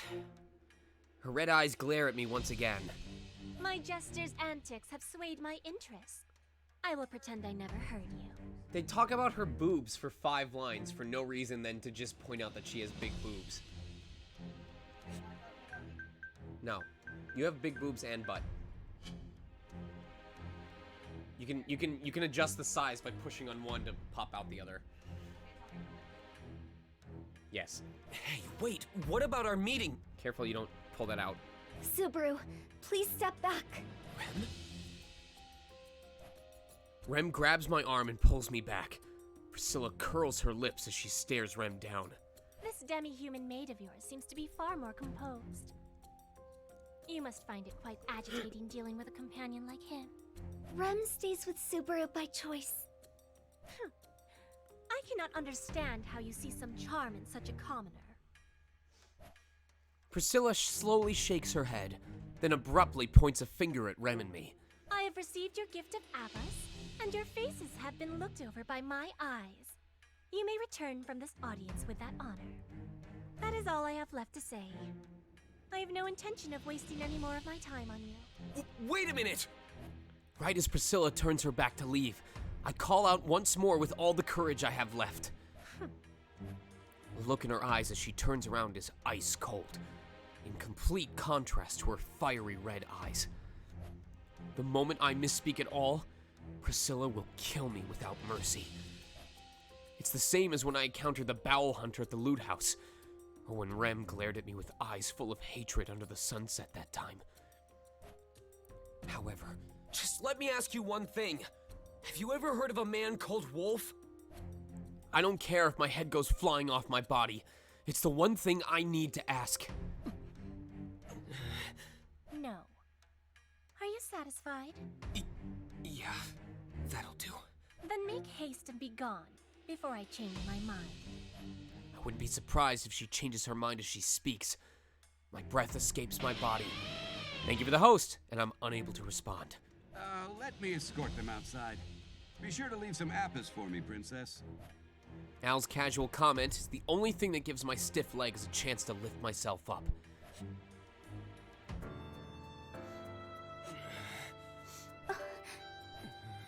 Man, I thought you were a goner for sure at the end there, bro. Huh? What's up? Why are you and the little lady so quiet? You managed to escape the lion's den alive. Shouldn't you be thrilled about that? What? Huh? What's there to be happy about? Whoa! What's with all this shouting? That was so scary. I seriously thought she'd kill me. How the hell can you serve under that woman? Whoa there. You became way too blunt the moment we stepped out of the manor. But I do get how you feel. And to answer your question, I'm working for the princess because she's so sexy and beautiful. It's kind of freaky how superficial that answer is. Or maybe I should actually be impressed that you toe the line every day just for that reason? Al has such an easygoing attitude, but I'd never be able to do such a thing that for a reason like that. You're so different from me, who works hard for the cute and adorable Mealy. Wait, hold on. Are we actually the same? Well, that's just how men are, bro. Al laughs loudly at me, but I really can't accept us being so alike. However, I'm glad that you are safe. Rem thought it would be the end for us as well. You too, Rem? Sorry for doing something so risky, but I had to ask her that. Remember, you can't spell Aldebaran without Bera. If you thought it was necessary, then I would not have stopped you. But I just ask that you please take care of yourself in the process. Otherwise, Rem cannot help but worry. Rem puts her hand on her chest, and I feel her concern strike a devastating blow. It's true that I crossed into unknown territory without much thought. But once I did, imagine him drinking a beer, but he's got a straw from the beer into the slit of his helm. I couldn't have done this alone. And you were there with me, Rem. What did Rem do? You were by my side through it all. So I figured you'd just take care of everything if something went down. It was the result of relying on Rem's strength that pulled us through. Saying as much doesn't really paint me in a positive light. But... Subaru, thank you for having faith in me. Whoa, wait a minute! Rem is deeply moved by my words, making both Al and me interject at the same time. That plan is way too reliant on other people. Little lady, you shouldn't be so willing to accept that. I don't like that it's coming from you, but I can't deny it. I'll try to handle things on my own next time. No, it's okay. Rem wants to work extra hard for Subaru's sake. Moreover, please do not take that away from me. If Rem is not helpful to you, Rem will kill you and follow soon after. Oh. How could you say such a thing and still be so cute? Boy, she must really care about you. Whoa! Whoa! I am positive you will experience the same at some point as well, Sir Al. Your first step would be to find a more appropriate occupation. That's pretty proper advice. It may not seem like it, but the gig I got is already a steady gig, you know? As Miss Priscilla's jester? You're starting to make me doubt myself when you ask so sincerely. Rem and Al continue to have a serious conversation about future prospects.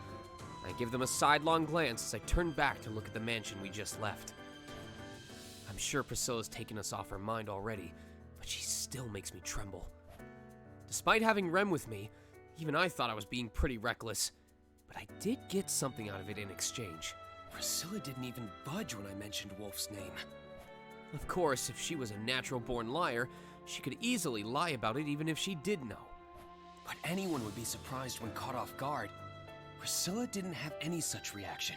Yes, every line for this game was recorded in my home studio. Well, that's how it seemed to me anyway. But on that end, I don't want to question the things I've seen for myself anymore. If I don't believe what I'm seeing with my own eyes, I'll never know what to base my decisions on, and I'll keep faltering at every step. However, now that I've spoken with all three of the potentially fake candidates, I haven't found anything to decisively point the finger at any of them. Anastasia was attacked by Wolf, which gives her a point in her favor, and Priscilla didn't seem to know who I was talking about. Then does that mean it's actually Cruchet? As of now, the only one I hadn't actively taken steps to try and gain information from is Cruchet. I only removed her from the list because I want to believe she wouldn't do something like this. But on the other hand, I don't have anything to base that trust on. So does that mean I should test her? Do I really suspect her? Honestly, I never gave it much thought before. But it may be that this has been my blind spot. I need to eliminate all possibilities. Suspect her so I can trust her, huh? Damn, I sound so hypocritical when I actually say it out loud. A gloomy mood takes over as I hesitate about my next move. But then... You know, I've been thinking about how the way you refer to yourself is pretty confusing. Confusing? What do you mean? Well, your name is Rom, right? So why do you refer to yourself as Rem? Sir Al, no, I am the one who is confused. Rem's name is Rem. Rom is Rem's older sister's name. I beg your pardon, but are you familiar with Rem's twin sister? Al goes silent at Rem's question. Unlike his lighthearted demeanor from before, he's now deep in thought with a serious and solemn expression. Don't joke like that. You are Rom, aren't you? No, Rem would have no reason to joke about something like that. Apologies, but Rem is most assuredly Rem. Don't mess with me. Al mutters to himself in a low voice. As he does, Rem's face tenses up and she jumps back. Seeing the two put distance between themselves, all I can do is watch, eyes wide, wondering what just happened. Hey, what's going on? What's gotten into you two all of a sudden? I'm sorry. It's just that Sir Al's expression... Al? Sensing Rem's confusion, I step in between the two and call out to Al. I can't see his expression under his helmet, but from the way his head hung slightly, the cheerful air about him had completely faded. Though things don't just end there. Before I could point out Al's sudden change in attitude... Huh? 1 second. For a single second, I see a figure on the other side of the road. I'd never mistake that far too distinctive get-up. Wolf! There's no mistaking that person. The masked freak who had been getting in our way, calling himself the malevolent masked magician. This isn't one of the days we've encountered him before, but there's no reason to let him go. Sorry, Al, but we'll talk later. Rem! Oh, yes. Excuse us, Sir Al. I grab the surprised Rem's hand and start running, leaving Al behind. I can't lose sight of Wolf. We furiously chase after the black-clad man. All we can do now is run. Also, please time out Hardy for 10 minutes. So that's how it is. Great. I don't believe it. Makes me sick.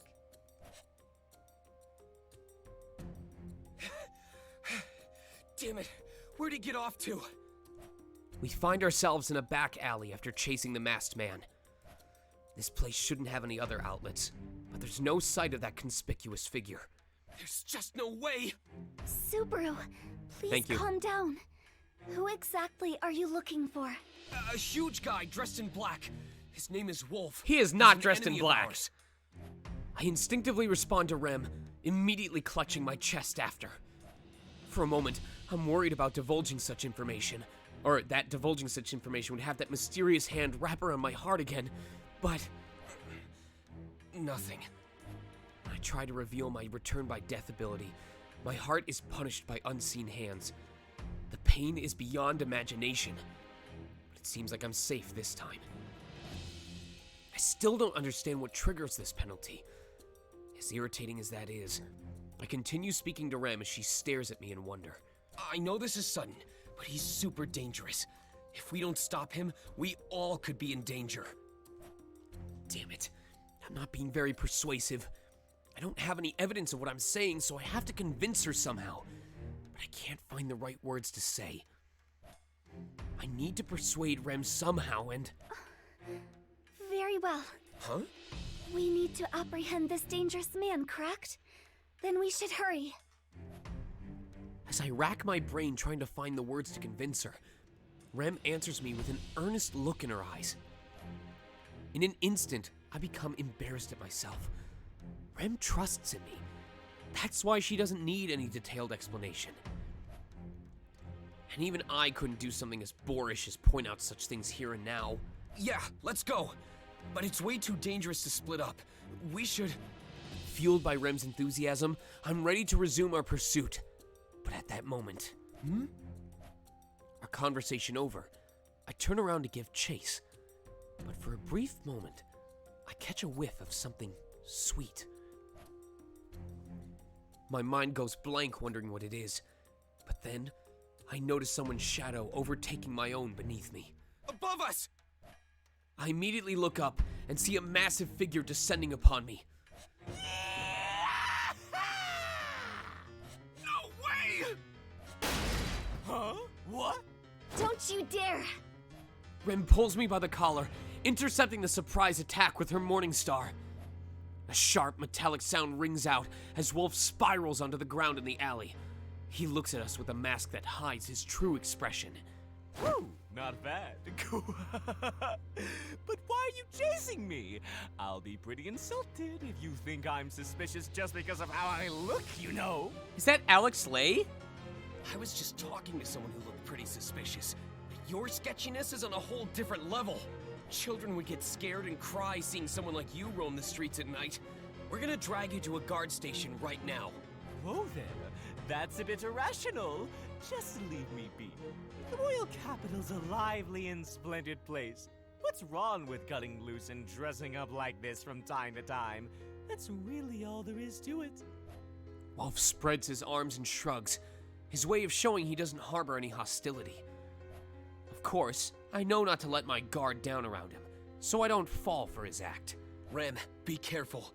He may say that, but... Please, be at ease, Subaru. Rem will not lend an ear to the words of an enemy. Oh. With that, Rem steps forward. Before I know it, her trusty Morning Star is clutched firmly in her hands. You're carrying around something pretty scary there, little girl. You should explain to the guy behind you I'm not here to fight. Is that all you have to say? What? As you can see, it is difficult for Rem to hold back, so it would be wise to speak your last words while you can. I like her smile during... Look, I love that grin. That is such a good axe crazy demon mode grin. I see, right, gotcha. You're even worse than that guy. Your inability to listen to others is really troubling. If you won't let me go, then I don't really have much of a choice. Let's have at it! Wolf makes the first move as the words leave his lips. He draws in his spread hands, using the momentum to launch out some seemingly ordinary knives. But with 10 or 20 of them, it goes without saying how deadly they could be. With a short breath, Rem swings the chain of her Morning Star, knocking away all of the daggers. A shrill sound echoes in the alley, and we manage to get through the enemy's first move, signaling the start of the battle. Not bad. Not bad at all. You speak too much. Shut your noisy mouth. A fierce battle breaks out between Wolf, who seems to be enjoying the fight, and Rem, who doesn't hide her rage for her opponent. Blow for blow, all I can do is watch. What am I, stupid? Don't just assume all I can do is watch. Find some way to help. The fight between Rem and Wolf seesaws back and forth. At the very least, an amateur has no way to tell the small details revealing which side has an advantage. Though, it doesn't take a professional to tell who won once the dust settles. And at that point, it'd be too late to try and turn the tables. To prevent that from happening, I can't be careless here and get in Rem's way. I keep that in mind as I scrutinize how Wolf fights. This may be a strange way to put it, but when Rem swings her Morningstar around, it's as vicious as a small-scale tempest. Wolf uses only his body movements to evade her attacks, and just when you think a hit will land, he deftly avoids it with a quick flick of a dagger to avoid the impact. Seeing how his daggers don't break, his precise control over his strength is beyond proficient. His skills could be considered first class, or an acrobatic feat. Sometimes, he'll even throw a dagger with such speed and precision that Rem can't aggressively close in on it. They're perfect rivals. No, even looking at it in a biased light, Wolf has a slight advantage. In other words, if I don't step in, Rem will lose. I can't just stand here and not do anything. That's why. Hey, Wolf! Over here! Huh? Subaru! No, you must stay back! Rem and Wolf tense up once they hear me shout and see me moving about. Rem grows frantic, and Wolf laughs just as his mask portrays. You stepped out of line, fool. You'll regret this. Immediately after Wolf says this, a dagger is thrown straight at me. To a congenital fighter like me, it just looks like a white flash. The sight of my corpse after the dagger digs straight into the forehead with no way to stop it flickers in my mind. Subaru! But it's just my imagination. You knife throwers all aim for the forehead. I quickly pull an appa out of my pocket, barely managing to block the dagger from lodging into my skull. That gamble paid off. I figured he'd take a stab at me if I showed him an opening, that he'd try to shake up Rem by doing so, but the outcome worked in my favor. Now. Take this! 9 shots per second! Endless flash photography attack! What? I'd taken my cell phone out with the appa. I pointed at Wolf, then activate its camera. A white light cuts through the dark alleyway, assaulting our masked foe. Trying to blind him won't be that effective with his mask on, but it surely gives us a chance to act. Run! Prepare yourself! Ah! His movements interrupted, Rem slams her Morningstar into him. The spiked ball collides into Wolf with incredible momentum as he stands still, then sends him flying away. He flips and tumbles, and I knew just how much damage was inflicted on his body, having experienced such a blow myself. That single strike managed to obliterate half my body. It goes without saying that Wolf won't fare very well either. Wolf crashes into a wall in the alley, slumping over. He doesn't move or cry out in pain. Did we do it? It was a direct hit, but we should not let our guard down. Rem looks tense, not letting her guard down as she moves closer to Wolf. Her cautionary reaction is the right approach. We can't mess up here. Rem, he might have an ability that lets him steal mana from his opponent. Be careful. Steal mana. Understood. Then... Heeding my warning. Valimar, the Ashen Knight! Rem stops in her tracks and raises her Morningstar. She most likely intends on hitting him from this distance. Delivering the killing blow that way is probably the best choice right now. If possible, I'd like to talk to him to find out who hired him and who he's involved with, but he isn't someone who can be taken so lightly. That's why Rem's decision is the right one here. This assassin should be dealt with right here and now. You can close your eyes if you wish, Subaru. This is Rem's duty. Rem tells me as much without turning around, ramping up my fright at the scene. I want to say I'm fine, but I know better than anyone that it would be nothing but me trying to put on a strong front. Huh? The sound of chains fills my ears. Rem is about to deliver the final blow. Not yet. What? I won't die. Not here. Wolf's muscles grind together as he puts all his strength into standing up, muttering the whole time. I commend your perseverance, but I will not allow you to do any more harm. Rem raises her morning star, a sign that she doesn't plan on letting Wolf have his way.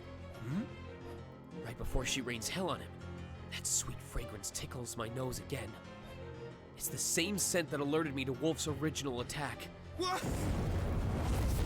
It all happens in a moment. Drawn by a sweet scent, I turn my head and notice a red light appearing.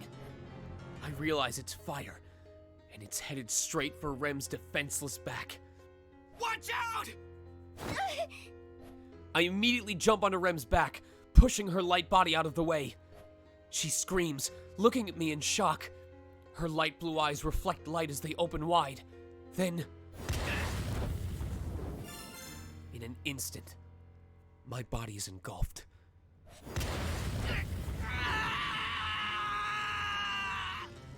I shout as I fall and roll around on the ground. The fire, these bright flames, burn my body straight down to my very soul. I'm being burned alive. My skin is incinerated, my flesh bursts open, and my organs boil inside me. It's hot. So very hot. The scorching sensation swallows me whole. Subaru! No! As I burn, a crying voice reaches what's left of my ears. A pale glow appears, cold water pouring all over my filleted body. But the cool relief is gone as quickly as it washed over me. The water evaporates instantaneously, swallowed by the flames erupting off me. My body continues to fry. My arms, legs, and face are beyond repair. No, stop! Please please stop! Pale hands shake my broiling body. Naturally, the flames dance upon the hands too. It must be excruciating, yet they refuse to let go. Despite being beyond the point of no return, they try to rescue me. Please, I'm begging you. Just stop. Worry about yourself. If you don't... Subaru! Subaru! If you don't... Subaru! If you don't, the villain behind you will... The voice stops calling for me. Have my eardrums been completely fried? Or did something happen to the voice's owner? I hope it's just my ears.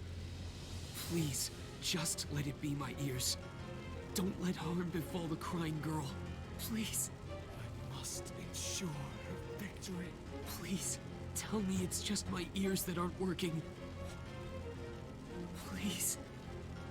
Please.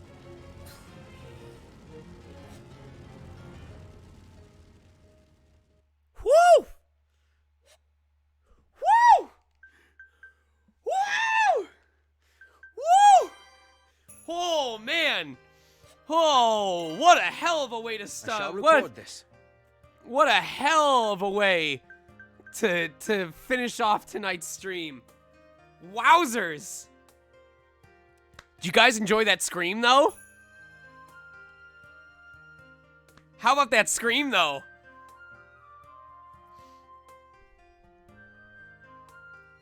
That was so good. I think we only did it once. To my knowledge, the only reason why we would do a second take of a scream is if the first one couldn't be used because of like a voice crack or if it peaked or something. So if that was the first take that I did, they were not going to have me do another one.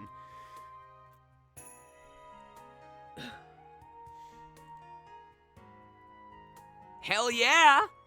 Hell yeah! I'm so proud of the pain sounds I did for this game.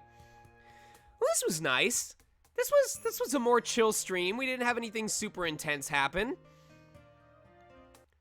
I really enjoyed today's stream. You know, a decent amount of narration. I didn't end up hurting my throat. We're done before 9 p.m. This was a solid stream night. This was really, really good. Oh, that's right. You guys, I'm sorry. No one got ejected. There you go. All right, we're going to go raid Trulia Vaporeon. She's doing art right now. Let's see. Raid phrase, raid phrase.